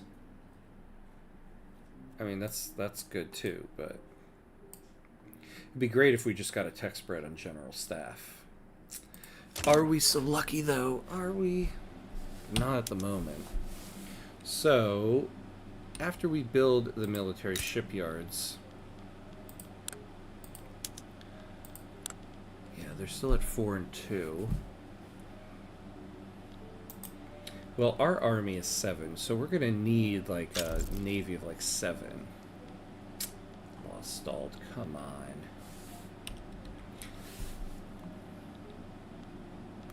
Yeah, if we built a navy of 7, we really could just naval invade them. What do we have going on here? Yeah, we don't want to upgrade that yet. Did we build the iron yet? We did.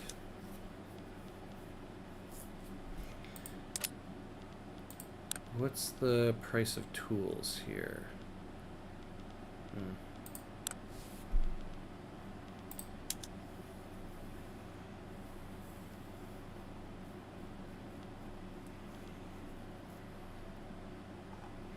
So we have 2 iron here, because we can switch to iron frame buildings once we get urban planning.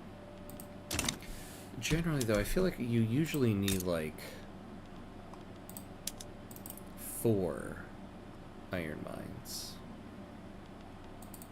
So let's add that in there. Alright. So we finally have some tools here.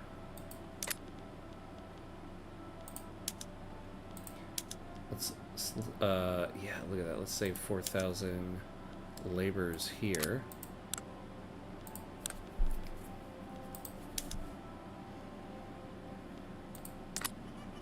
Everybody wants to work in the tobacco fields. Oh, and we finally have this. All right, I want to see what we get for. Oh, and just in time, we have the tools.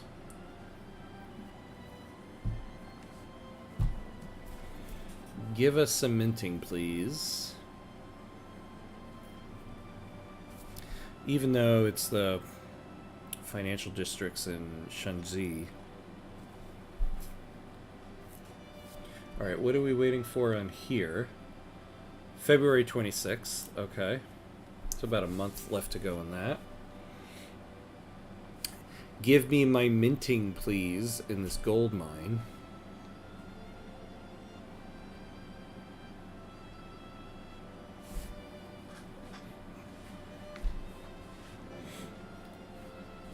Alright, well, we'll come back to it.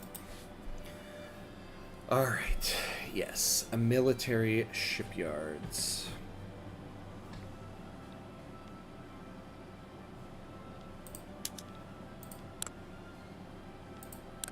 Nobody wants me on their side, huh?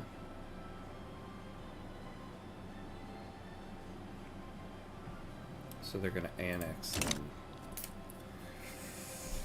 Man, they are really consolidating a lot of this.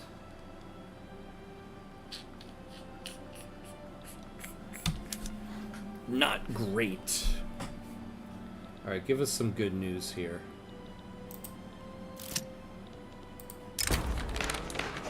To outside observers, the industrialists may appear firmly committed to the idea of no migration controls, but behind this facade of unity, discord has long festered. Now, a clique of dissenters have finally had enough and have officially broken with their fellow members over the issue of reform.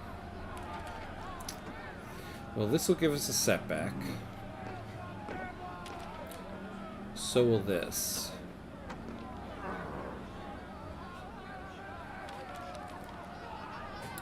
So minus 5%.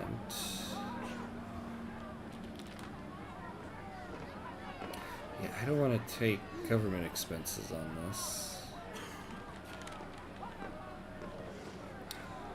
Pop attraction. I'd rather just take this then. Because with this one we'll also lose enactment time. Oh. Okay.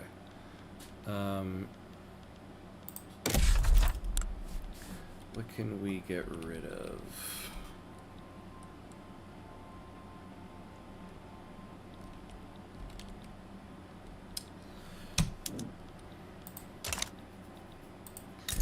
What's the current construction efficiency here?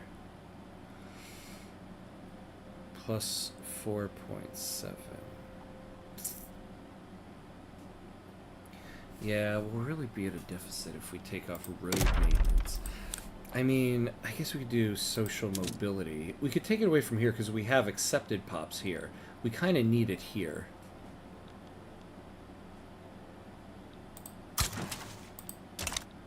But is this the larger... No. Okay, so that's good. I feel like a real economy. I'm building a construction sector. Hey! Taking off the training wheels. Good job. We always remember our first.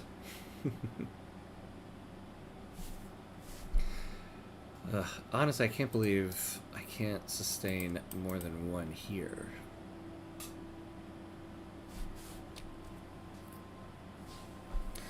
We need more people.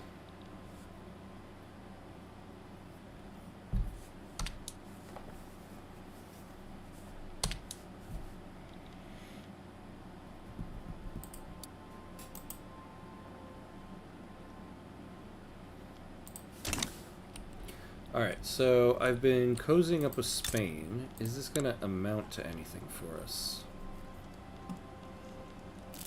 No.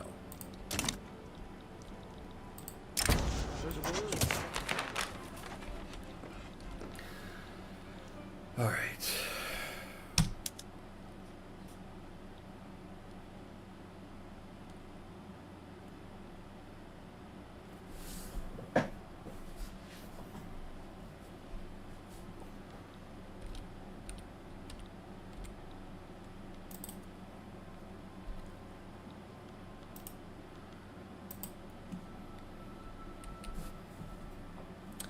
Oh, look at the Qing market.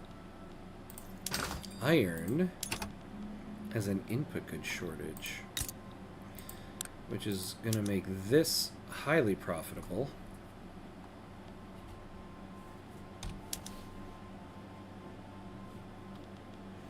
Oh yeah, what happened with our gold fields? We can't hire more people.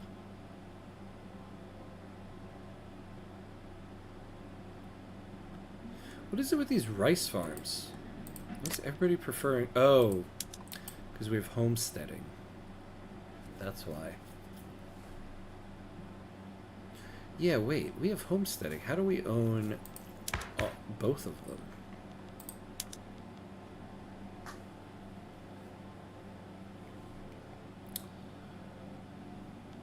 Yeah, one of those building levels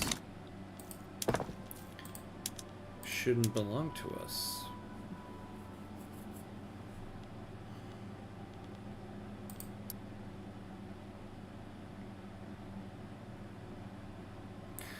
I'm having a pro-slavery revolution for no slaves. Strange times in Argentina over there in the alternate timeline. That's funny. There are no slaves, and we're not letting them go.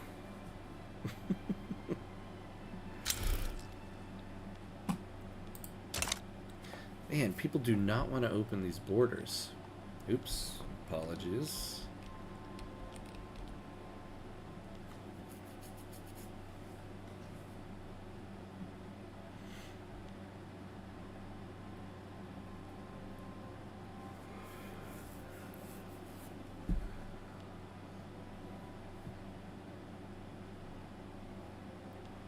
What is the price of grain here? Yeah. Man, okay. After migration controls, it would be very helpful to get property to women. Because we need workers. Hey, we got the trade unions on the board. That will help with that. If we can get solidarity. So I think now we don't have a single marginalized group. Wow.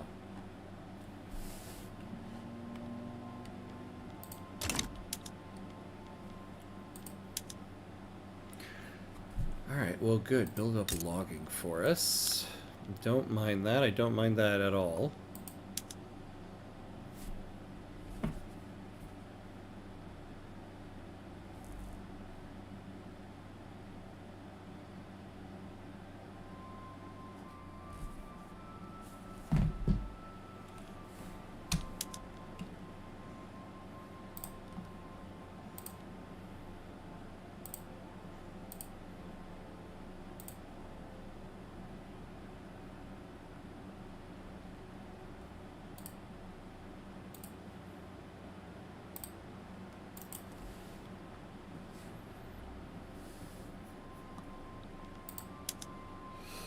Alright, so none of this stuff for us.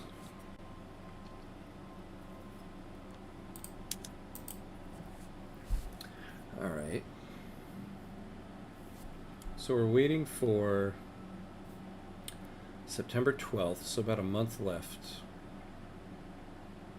for the next thing on this. Yeah.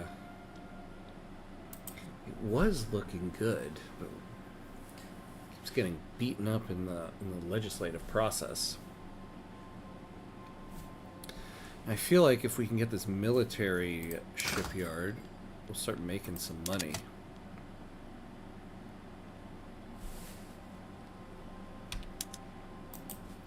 And I'll have to go to war because the MF lowered my legitimacy, so I cannot pass the damn law that I'm trying to pass for the last 10 years. Ugh. Man. Yeah, and I would say look for maybe an agitator to help you, but I find that it's always very difficult to find an abolitionist agitator. Frustrated with the lengthy legal process surrounding no migration controls, Yi Zhang of the Industrialists has approached us with an offer to expedite the process, utilizing his personal connections within the state apparatus. Hey. Yeah, I mean, the petite bourgeoisie are already upset. Oh, this is just enactment time. Great. November 27th. Okay.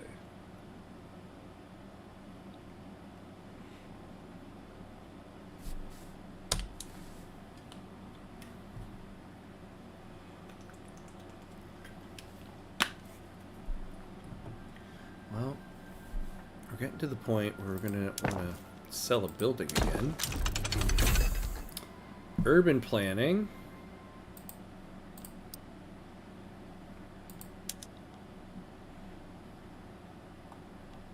So we can always sell this.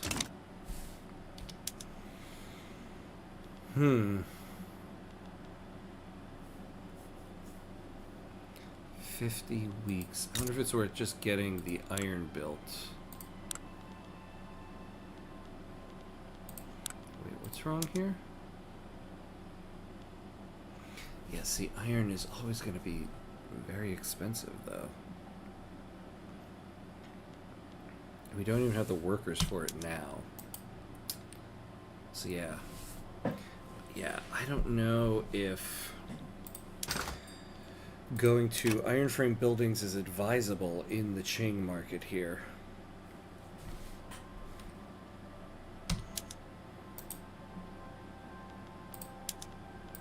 But I think maybe we'll do that before the textile mill, because that will be pretty profitable.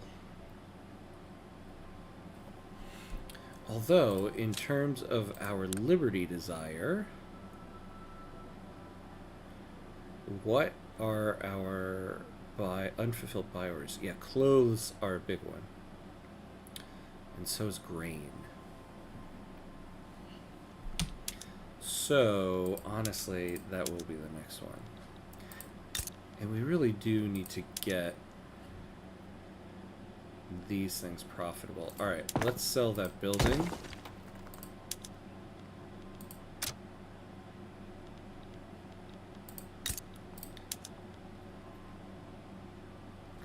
Oh, man, we got nobody here now.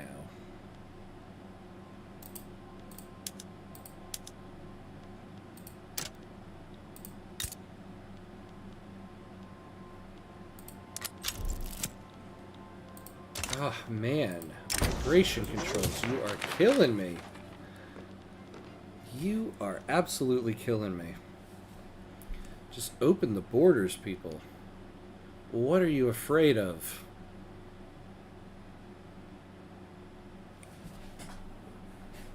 Don't even tell me they're going to come and take your jobs, because literally none of you are working the job. Okay, 160 of you are working it now. Not enough.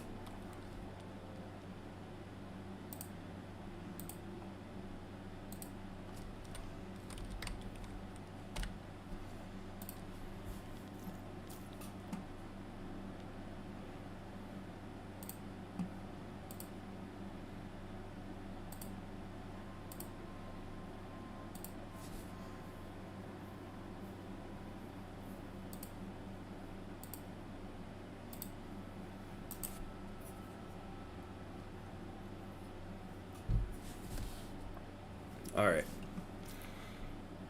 So, we are building this up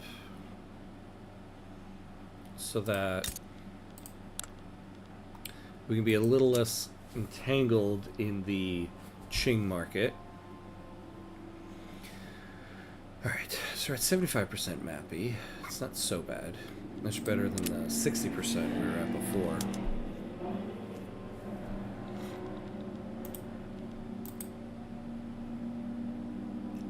Alright, what are we waiting for? February 27th. Who wants this? Is there somebody else we can throw in? It's just the industrialists. Yeah, we can't really throw anybody else in here.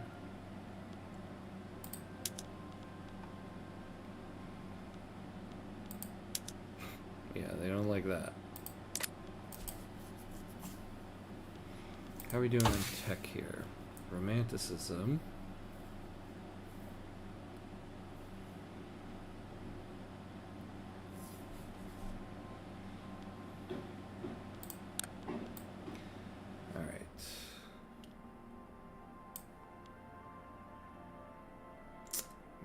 Getting a company would be nice. Although we need so much right now, I don't even know what company I would say is the most needed.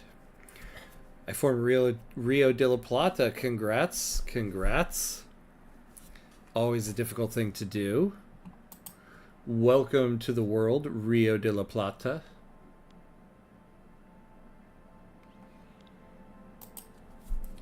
May your railroads be swift.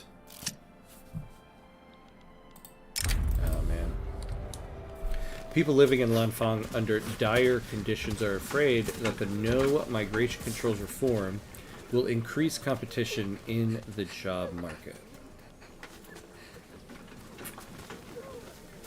Oh, God.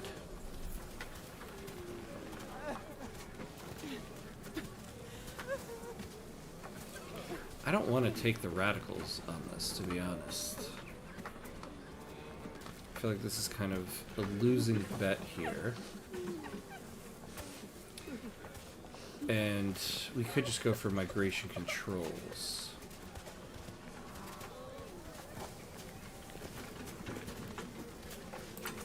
Yeah, we'll do this.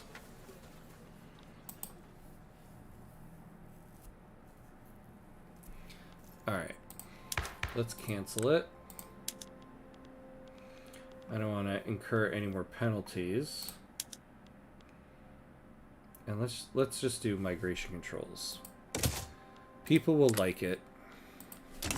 It's not the best, but again, it doesn't bother me too much because what we're really looking for migration are people of high acceptance to move in. And so the restrictiveness of the migration isn't so bad.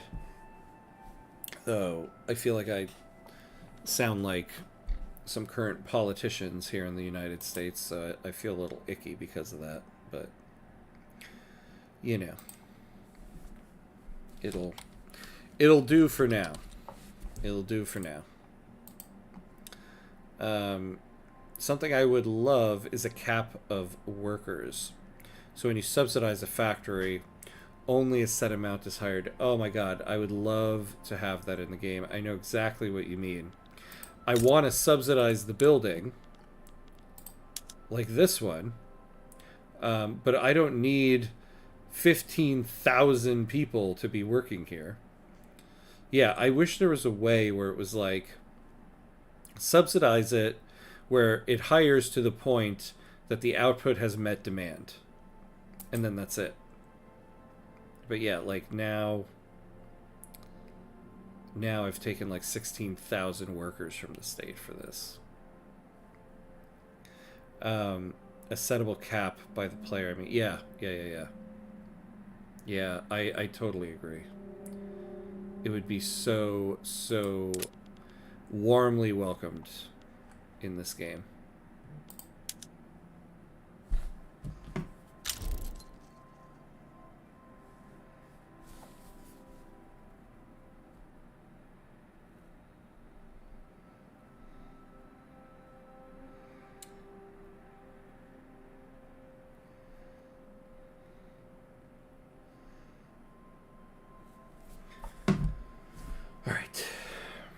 Oh,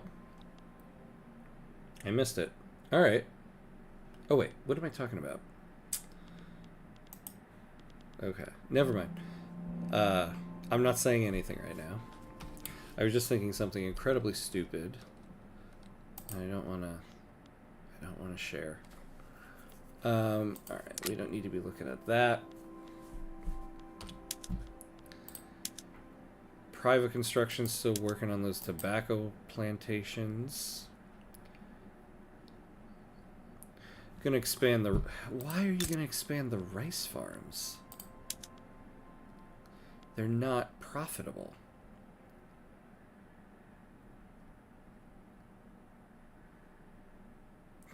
A pro-Great Britain lobby has been formed 3 times already. Yeah, it's like your people being like, please don't make a diplomatic play against this Great Britain. What if we create a whole organization that just says, hey, you guys are cool.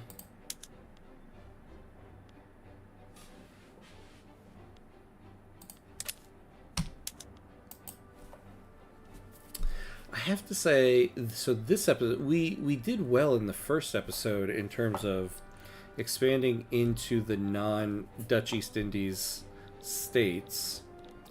I kind of feel like this episode, we're kind of stalling a little bit. I have not been able to expand the economy to an acceptable degree here.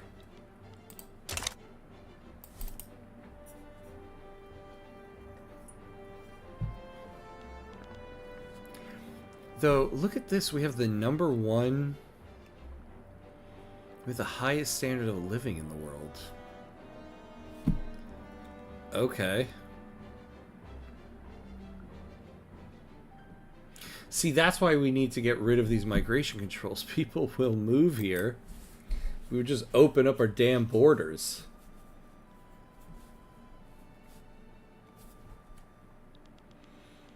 Our literati is a market liberal, so they don't even care about any of that.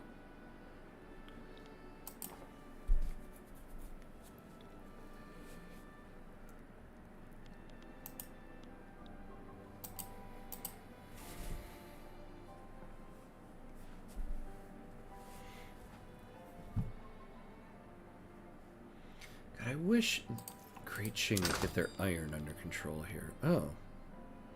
Well, it is a little bit.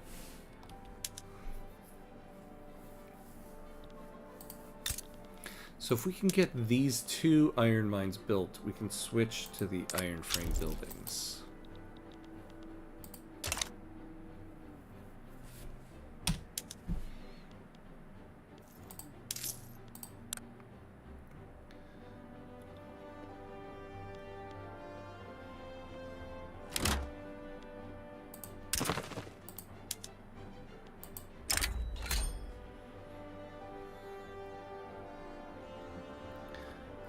Support our regime.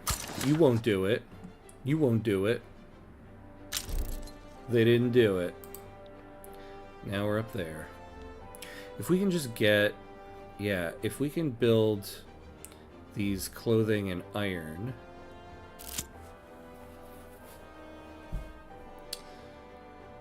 Oh yeah, and subsidizing the grain, actually.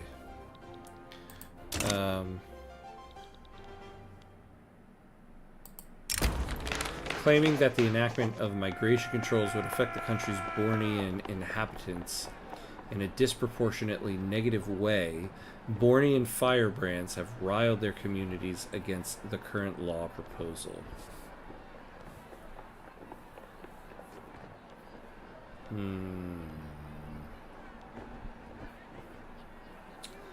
Well, our ratio of radicals and loyalists aren't as bad now. So we can do this. It's kind of worth it.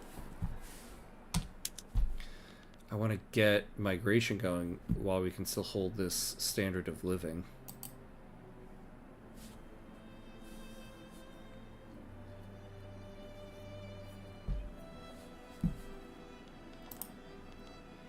It would be nice.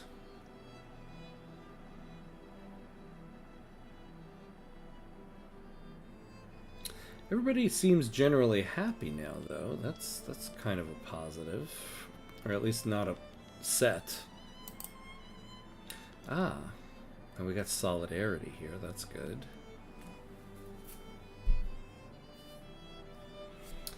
Yeah, but our economy is just still... So, military wages are big. And government wages. Yeah, the wages in the port. I don't... Alright, hold on. A mine in North Borneo has collapsed, trapping miners within the dark shafts below. The scale of the accident has made the tragedy a story across North Borneo and the nation.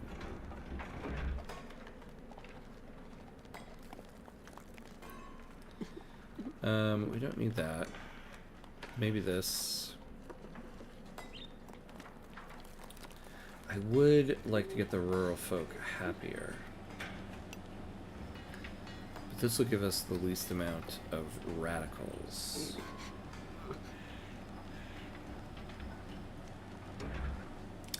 Well, yeah, let's get that up, because we immediately lose it. Because I would like to get to honest work. Alright, well, we're almost through the military shipyards here. Have they expanded their military at all? No. So we need...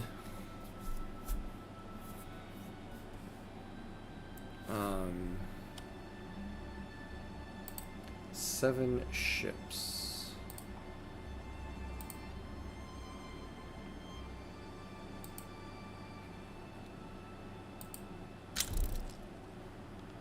Okay, we got a... Okay, law progressed. That's good.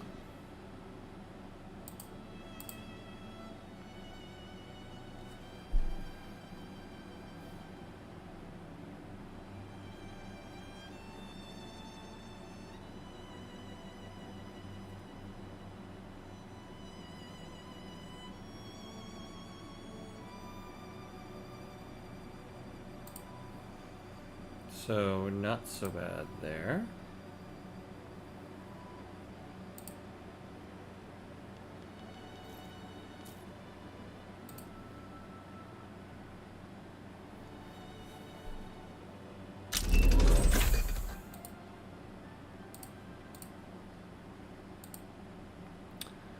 Banking. Excellent. Alright, let's slow down for a second. We need to sell something. Well,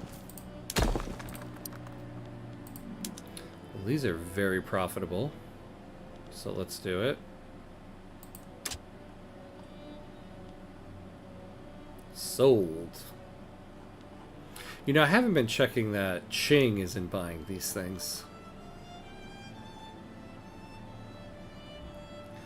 Look at that. Okay. Hey, Yanni. Hello. Good morning to you. How's the run gone so far? I mean, it's been fine. I say it's been fine. We haven't... This episode has been about expanding the economy so we can start building up the military. The economy has been... I mean, I would say the economy is stagnant, but line has gone up. But the economy has not been taking off as much as I would hope for. So we've been doing moderately okay this episode, I would say. How are you doing? I hope all is well. My guy leading the intelligentsia was a slaver. Oh god, that always sucks when your intelligentsia are even slavers. And me questioning why I couldn't pass slavery ban. Yeah, when the intelligentsia are slavers. Although I guess if you have literally 0 slaves in the country, the intelligentsia can be slavers, and because what's the matter?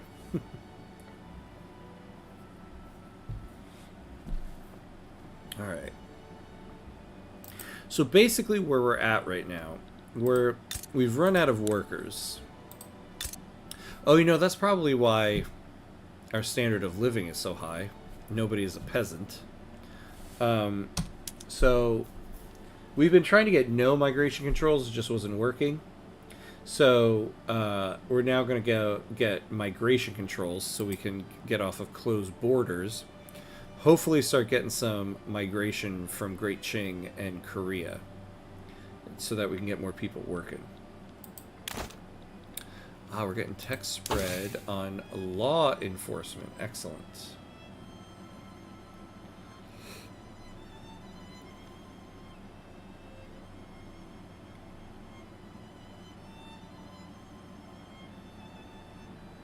Oh, and once we get romanticism, we can get greener grass campaign, which we will turn on.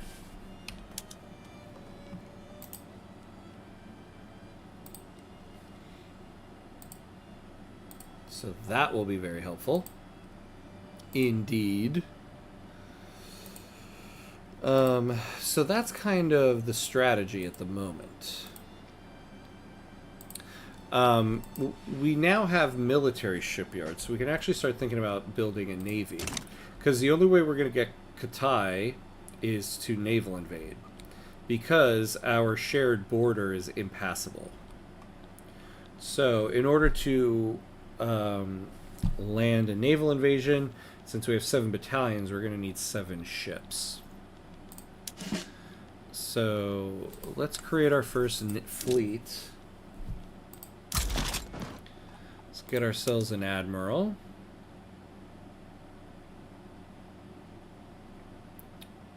Yeah. Ooh, not so bad. Though he's a landowner. But they're, you know, they're not that powerful at the moment.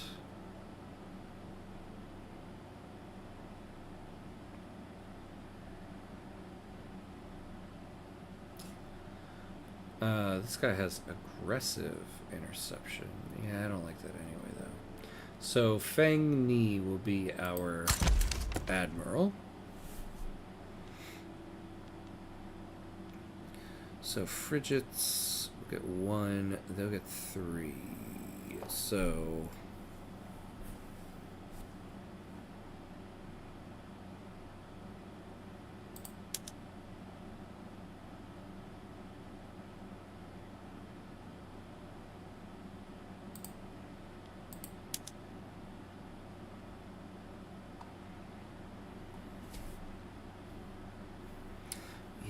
you know, the Man of War has always come with that morale loss. And I always downplay it. I wonder if I shouldn't. Oh. Well, so do these guys. Okay. So we'll do 4 and 3.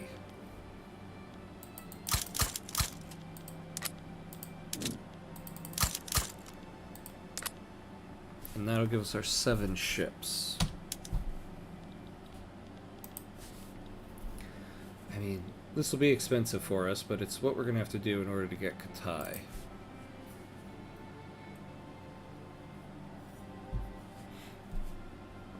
So, it's going to take us a year to get this textile mill. Let's do these. Because then we can turn on iron frame buildings. So we're going to need 47 more. What does 1 give us? Yeah, 1 level gives us 20. And what's the current? Plus 7.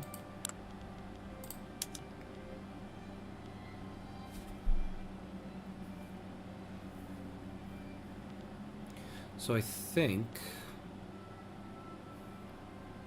yeah. So once we get both of these, I'm going to subsidize the iron mine so that we get it fully up and running, and then we're going to switch to iron frame buildings. That'll help the price of wood significantly in North Borneo. Good, thank you for asking. Preparing for work. For immigration topic, has the Brits done opium wars? Good. What's immigrants when that war takes place? Yeah, they did. They did. Unfortunately, I was still on closed borders, so I did not get a lot of it.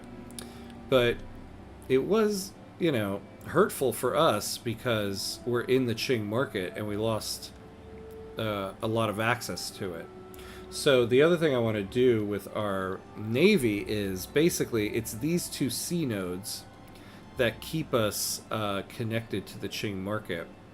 So I kind of want to have some ships in place for the next time Qing goes to war, and nobody's gonna like come and raid these nodes and cut me off from the market. So we can have somebody here to protect our convoys. But yeah, the Brits did their Opium Wars thing already.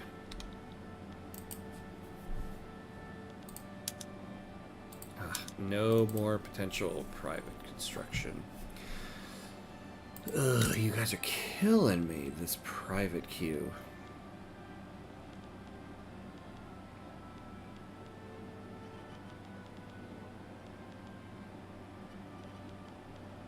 Straight up murdering me, you private queue.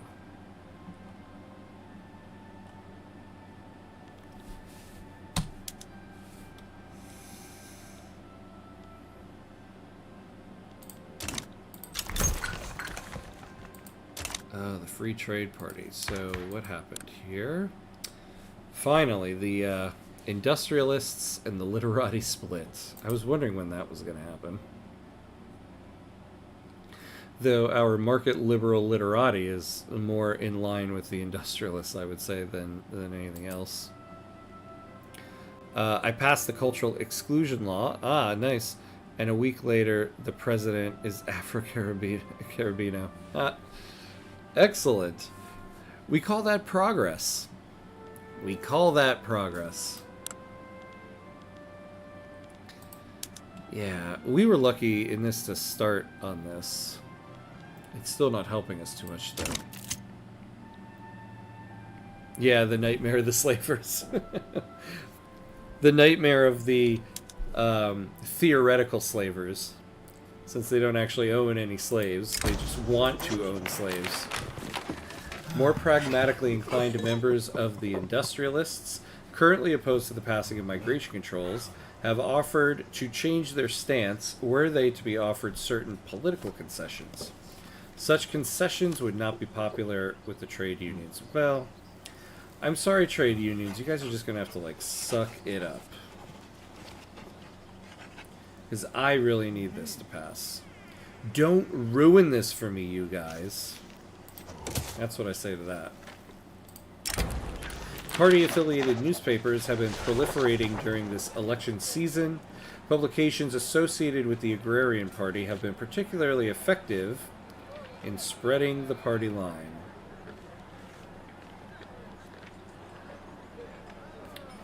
We don't have any paper mills. The Agrarian Party. Ooh. Oh boy. Oh. Free Trade Party. Nobody likes you.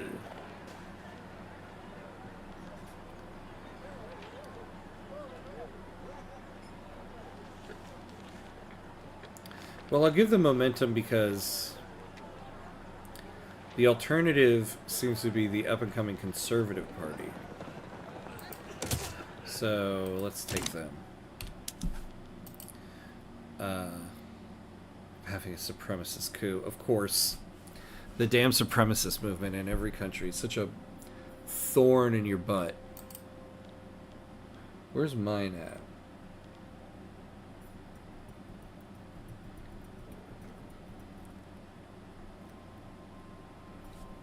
Oh, interesting. So these are the minority movements. So I only have a liberal movement and 2 minority movements. That's interesting. Okay.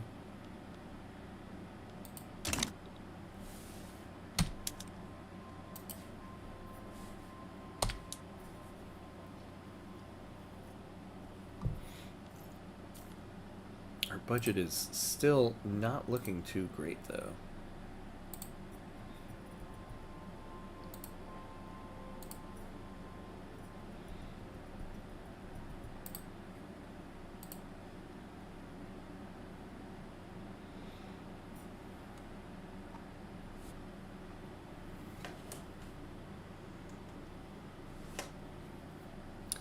feel like my camera's all blurry.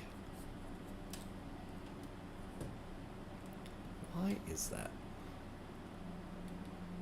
Let's see what happens with that. Now it looks awful.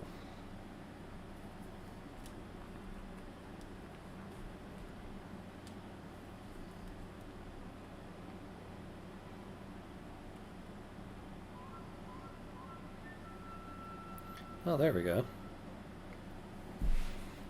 Oh.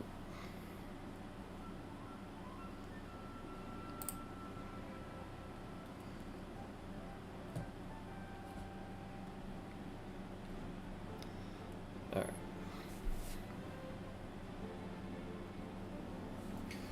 Okay. Why I needed to do that right now?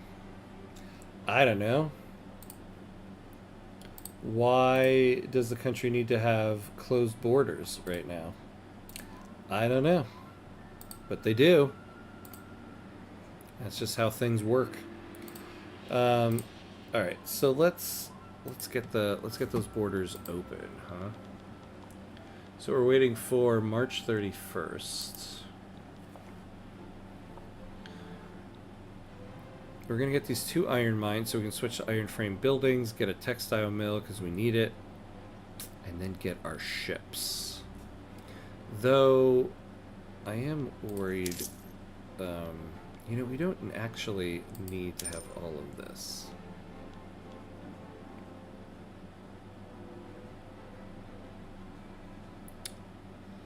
I mean, we could put this down, but decreasing military wages by 430 pounds... That's not what's going to help us right now. Oh, hold on. What logging camp are we subsidizing? Yeah, you lose access to the market. Oh, hello. Thank you. All right. Progress to migration controls, progress to voting. Yeah, you lose access to the market, but you get a lot of independence desire for having to produce more stuff on yourself. Yeah, if you were still too close to get downgraded. Yeah. It would have been nice, but in the end, they ended the war, and it didn't pan out for us. At least in terms of, like, getting our liberty desire down, because our liberty desire, you know, it keeps going down, and we're able to fix it by requesting stuff. What we really need to do is to not have our market so entangled, which is what the iron and clothes will do for us. Although it looks like the iron isn't the big thing anymore, but grain is. Maybe we do subsidize the grain, the rice farms. Yang Qi of the Confucian scholars has been seen preaching in favor of the Conservative Party, convinced that their victory has been foreseen in God's plans. Oh. Yeah, let's do that.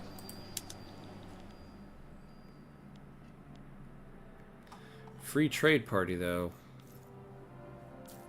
Which is why maybe we really need to get this thing. Yeah. We really need to get this law passed before this vote. When is the election? In, oh my god, in 23 days. Eek. First colonies in Africa. Hey, good job. Well played, well played.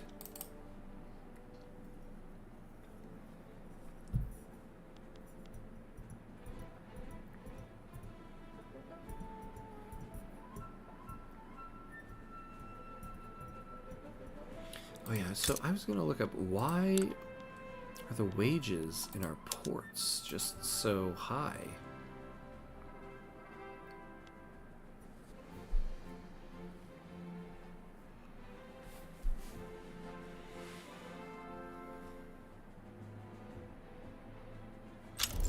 The wages are increasing. Oh. Oh, look at that. The Agrarian Party won it.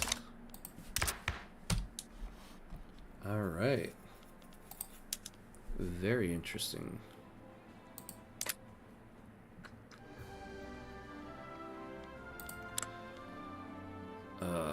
Oh, well, okay, we got the petite bourgeoisie that will like it.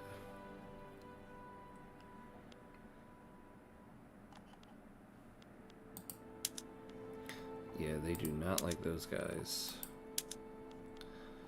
Yeah. Interesting. Okay, so keep the armed forces in there. Look at that. The literati and the trade unions have joined together. So what did that do for us here? Alright, so it's okay. Alright, so now we got Liu Dakai. So we get some prestige. Political strength of bureaucrats. Those should be the literati, right? Yeah. Although it looks like they're all, most of them are politically unaligned.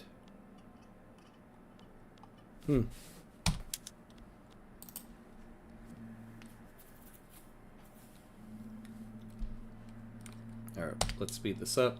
So we're waiting for July 13th.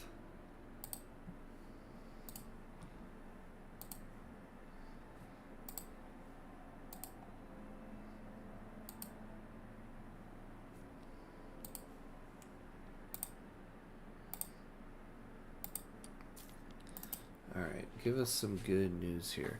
Yeah, look, they're not building anything anymore. Lost all, Jesus. Come on. October 21st now.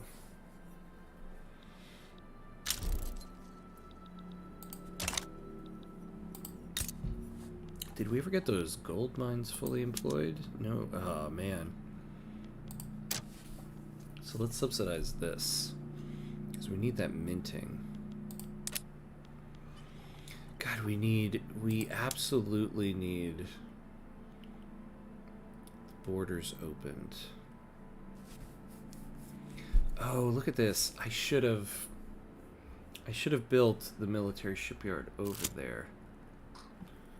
That was dumb. General Liu Yangfu's personal habits are starting to get in the way of his role as a general. This guy again.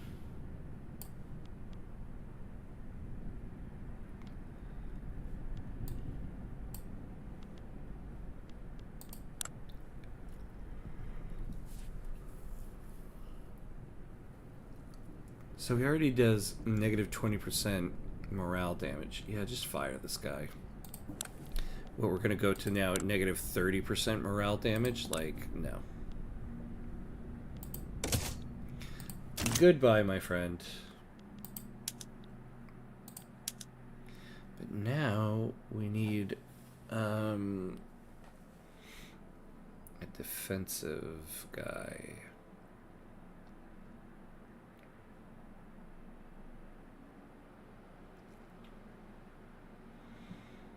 Oh. Well, considering the Bornean Island, this actually, a mountain combat expert would be pretty good. Oh, but he does increase morale loss.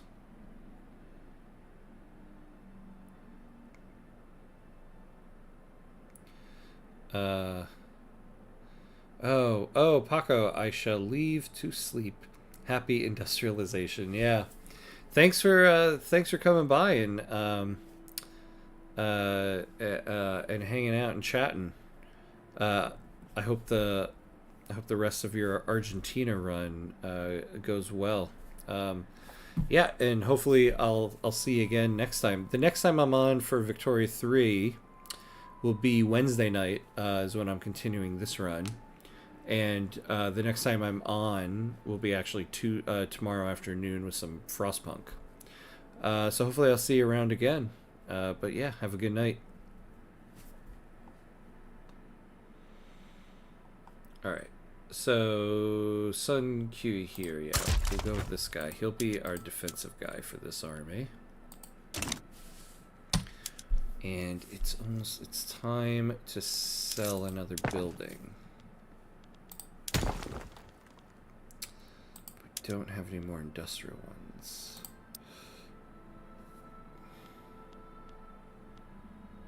We can sell the logging camps.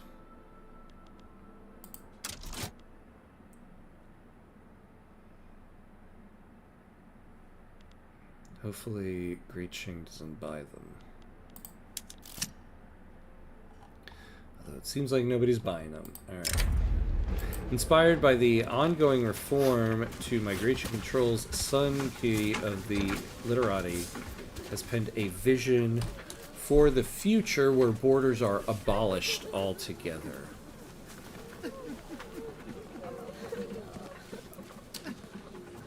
Ooh, well, this is actually pretty good.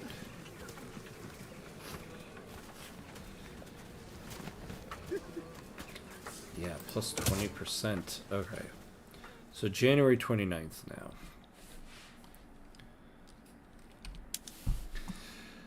Oh, man. Okay. We are having a real problem supporting private construction. Let's pause for a second. Members of the Qing Covenant are greatly impressed by the advancements Great Qing have made in medicine. With urgency, they seek to model the Qing approach to medical innovation.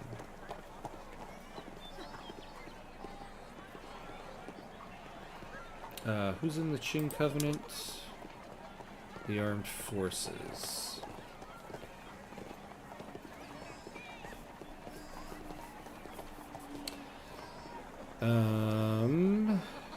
Oh, progress toward medical degrees.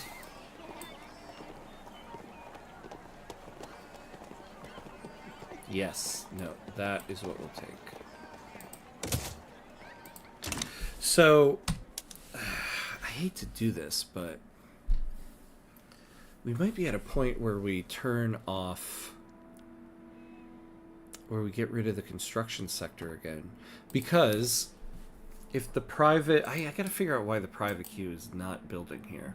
But if they're not gonna build, we're paying for these goods when we don't need to. We'll lose 2 construction points, but at least we won't go into debt over it.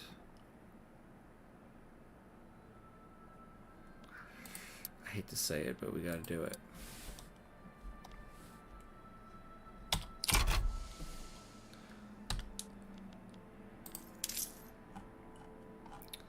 Now,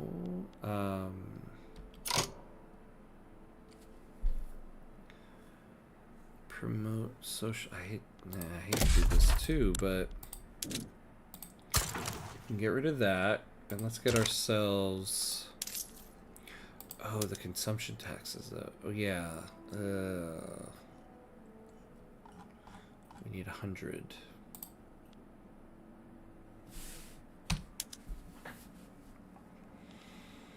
Alright, so we'll get rid of the road maintenance in Lanfang.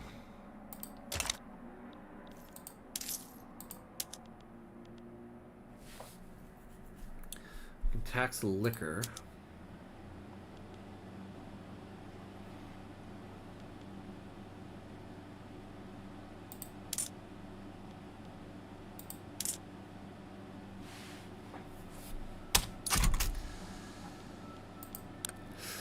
Alright, so we got 7K in the bank.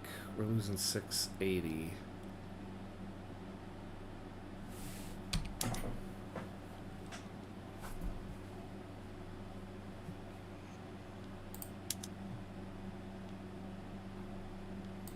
So now let's finish the textile mill.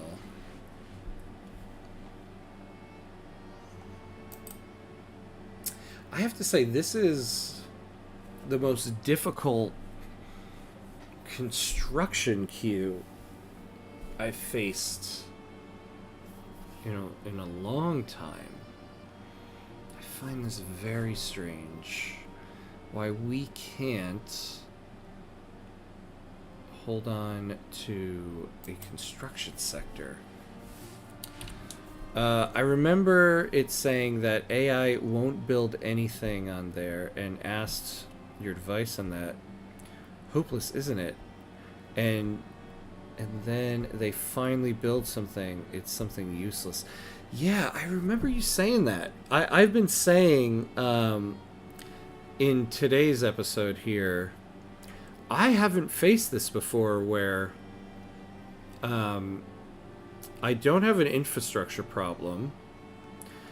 I do right now, but at the time that this first started in the episode, I didn't have a peasant problem. We had peasants, and we had money in the investment pool, and yet they wouldn't build anything.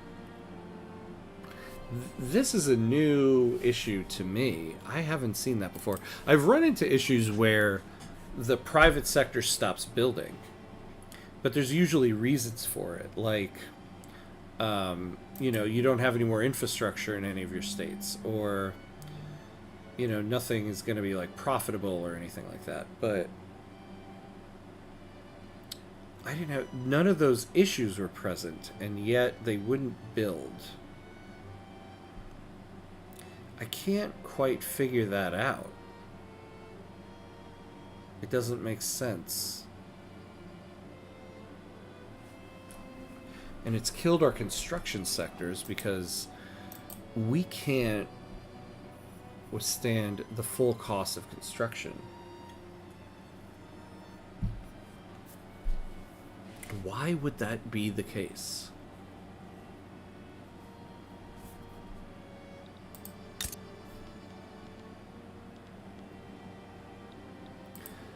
What is interesting is we don't have any financial districts here, even though, yeah, they're all in Lanfang. Krakow has the same. Interesting. So they face the same problem, huh? I mean, it's got to come down to an acceptance problem.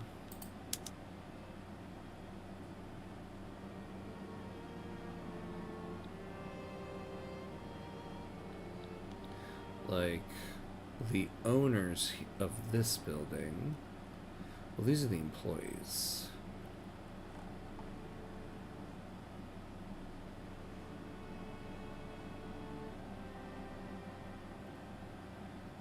Well, the employees are the owners.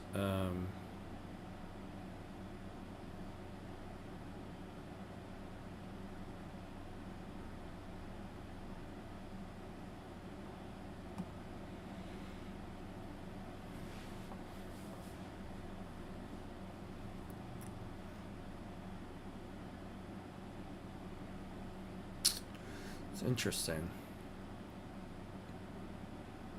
I don't know. I can't see the reason why.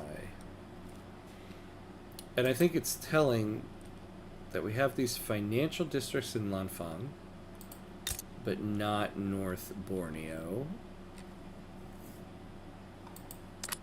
I mean, that's probably an acceptance problem. But even so, why would the financial districts in Lanfang not continue building?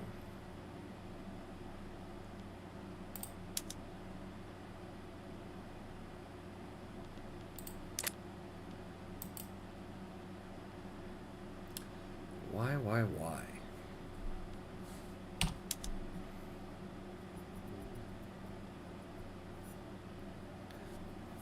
In whole 1,300-hour gameplay, those are my thoughts too. The tooltip doesn't clearly say that the nationality or classes are that issue. Yeah.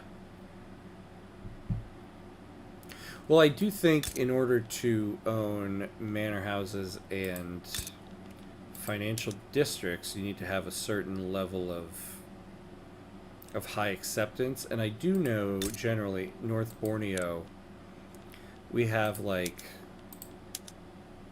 we don't have the primary culture at all.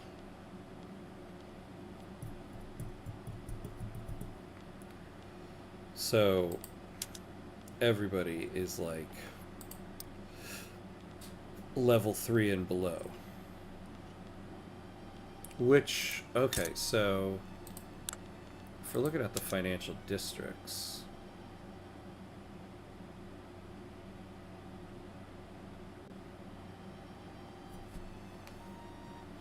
Oh yeah, these capitalists are Dyaxuni, which are level 3.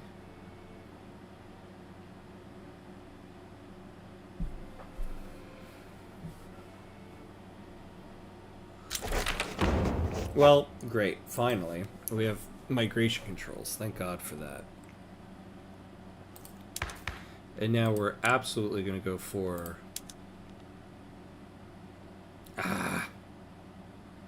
property women. Intensive agriculture. That is something we could use.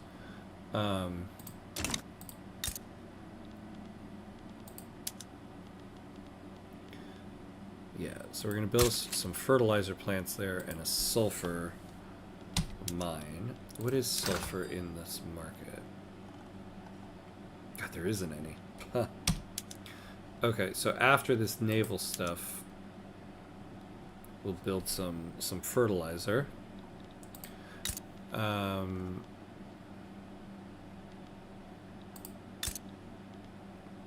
we don't have any livestock. Jesus.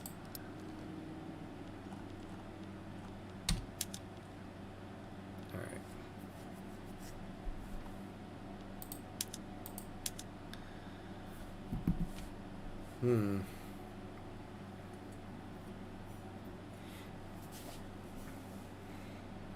Would the AI be that smart that they won't build buildings since no workers wouldn't be working there due to acceptance issues and refuse to build anything in the first place? Maybe. If that's the case, though, I mean, so I've done quite a few runs in states where there's acceptance issues. So, like, my entire Transvaal run was massive acceptance issues. The primary culture here are these people, the Boers, who are 2% of the population. Everybody else has absolutely no connection to them. So this entire run was massive acceptance problems. And I did not run into this issue with the private queue there. My Paraguay run, not as much, but... and Congo as well. But the Transvaal run, I would say, was the level of acceptance issues that I'm having now, or possibly worse. And I did not run into this issue there.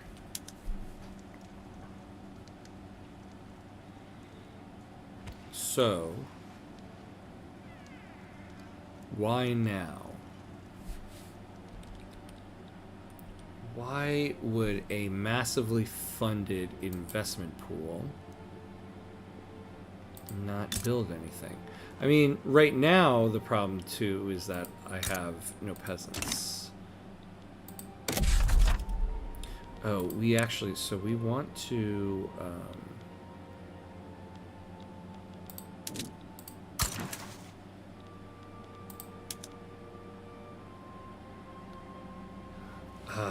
God. We gotta invent romanticism. Oh, man, I forgot about that.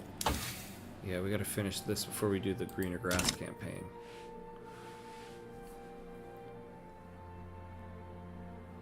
Look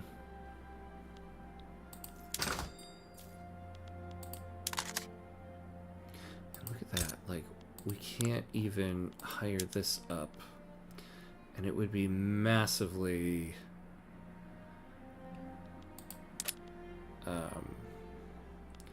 it would make tons of money for us.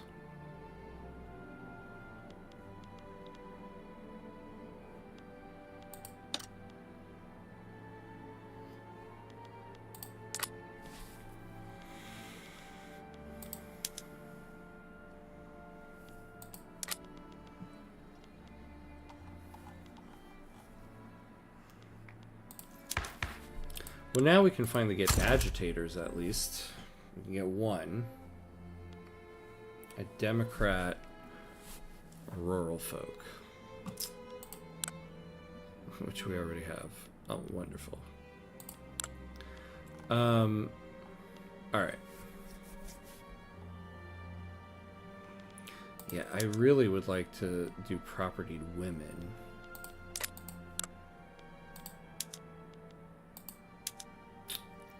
Yeah, that's gonna be tough. Well, we could do this.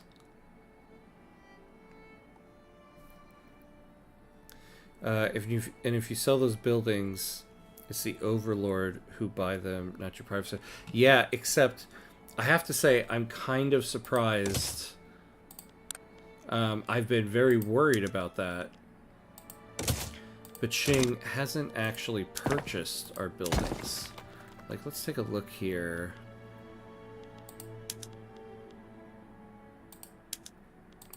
Yeah, all they own are the gold mines. So luckily, my private sector has been buying the buildings that I put up for sale. So I haven't run into that issue. Because, yeah, I've been... Every time I hit the privatized button, I'm like, Qing's going to take this, and they don't. So that's interesting. And that's because, like, the private sector, they're not building anything but have tons of money. So they buy pretty much anything I put up there. Except for, you know, what was it that I put up here? It was a rural building. Yeah, these logging camps. Which apparently nobody wants to buy.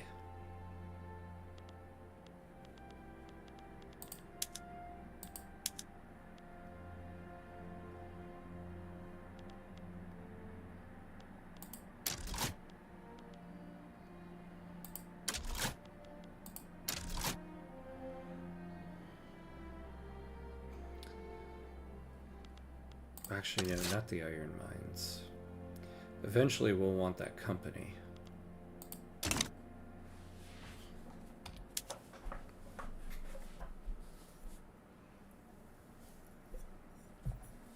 Well,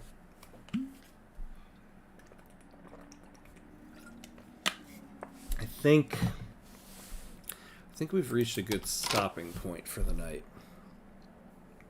So we've opened up our borders. I mean, we did some good work today. We're building up the economy. Essentially what we're doing here is we're building up the economy so that we can support a larger military in order to start taking on the Dutch East Indies. That's the ultimate goal. Though we've run into some issues with the construction sector, I'm also kind of surprised that with all the issues of the construction sector, generally our GDP line is still going up. Though yeah, we're getting a little stagnant right now. Then that's okay. You build smart things and they buy it, and they won't build some useless stuff. Yeah. Well, I have to say, my private sector's been buying things, which is nice. But they've been building really stupid. They just keep building, well, I won't say stupid, useless. They keep building tobacco plantations because tobacco is so expensive in the Qing market. But it's not very helpful to me. But I understand why they're building it. They're going to make money off of it. So, you know, whatever. I'll call it useless, but it is profitable. But I think we made some progress. Right now, I think in the next episode, we finish getting the ships so that we can attack and invade Katai before the Dutch East Indies takes them. So yeah, so good run for tonight. Got us a little bit further along.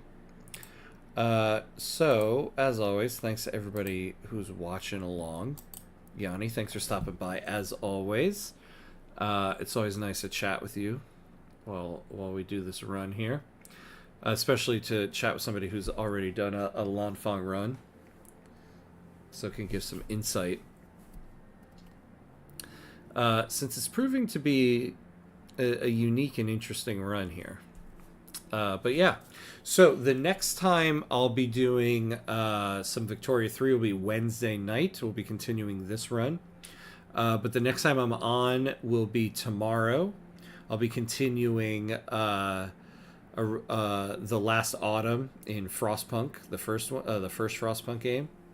So I'll be doing that around 1:30 p.m. Eastern tomorrow.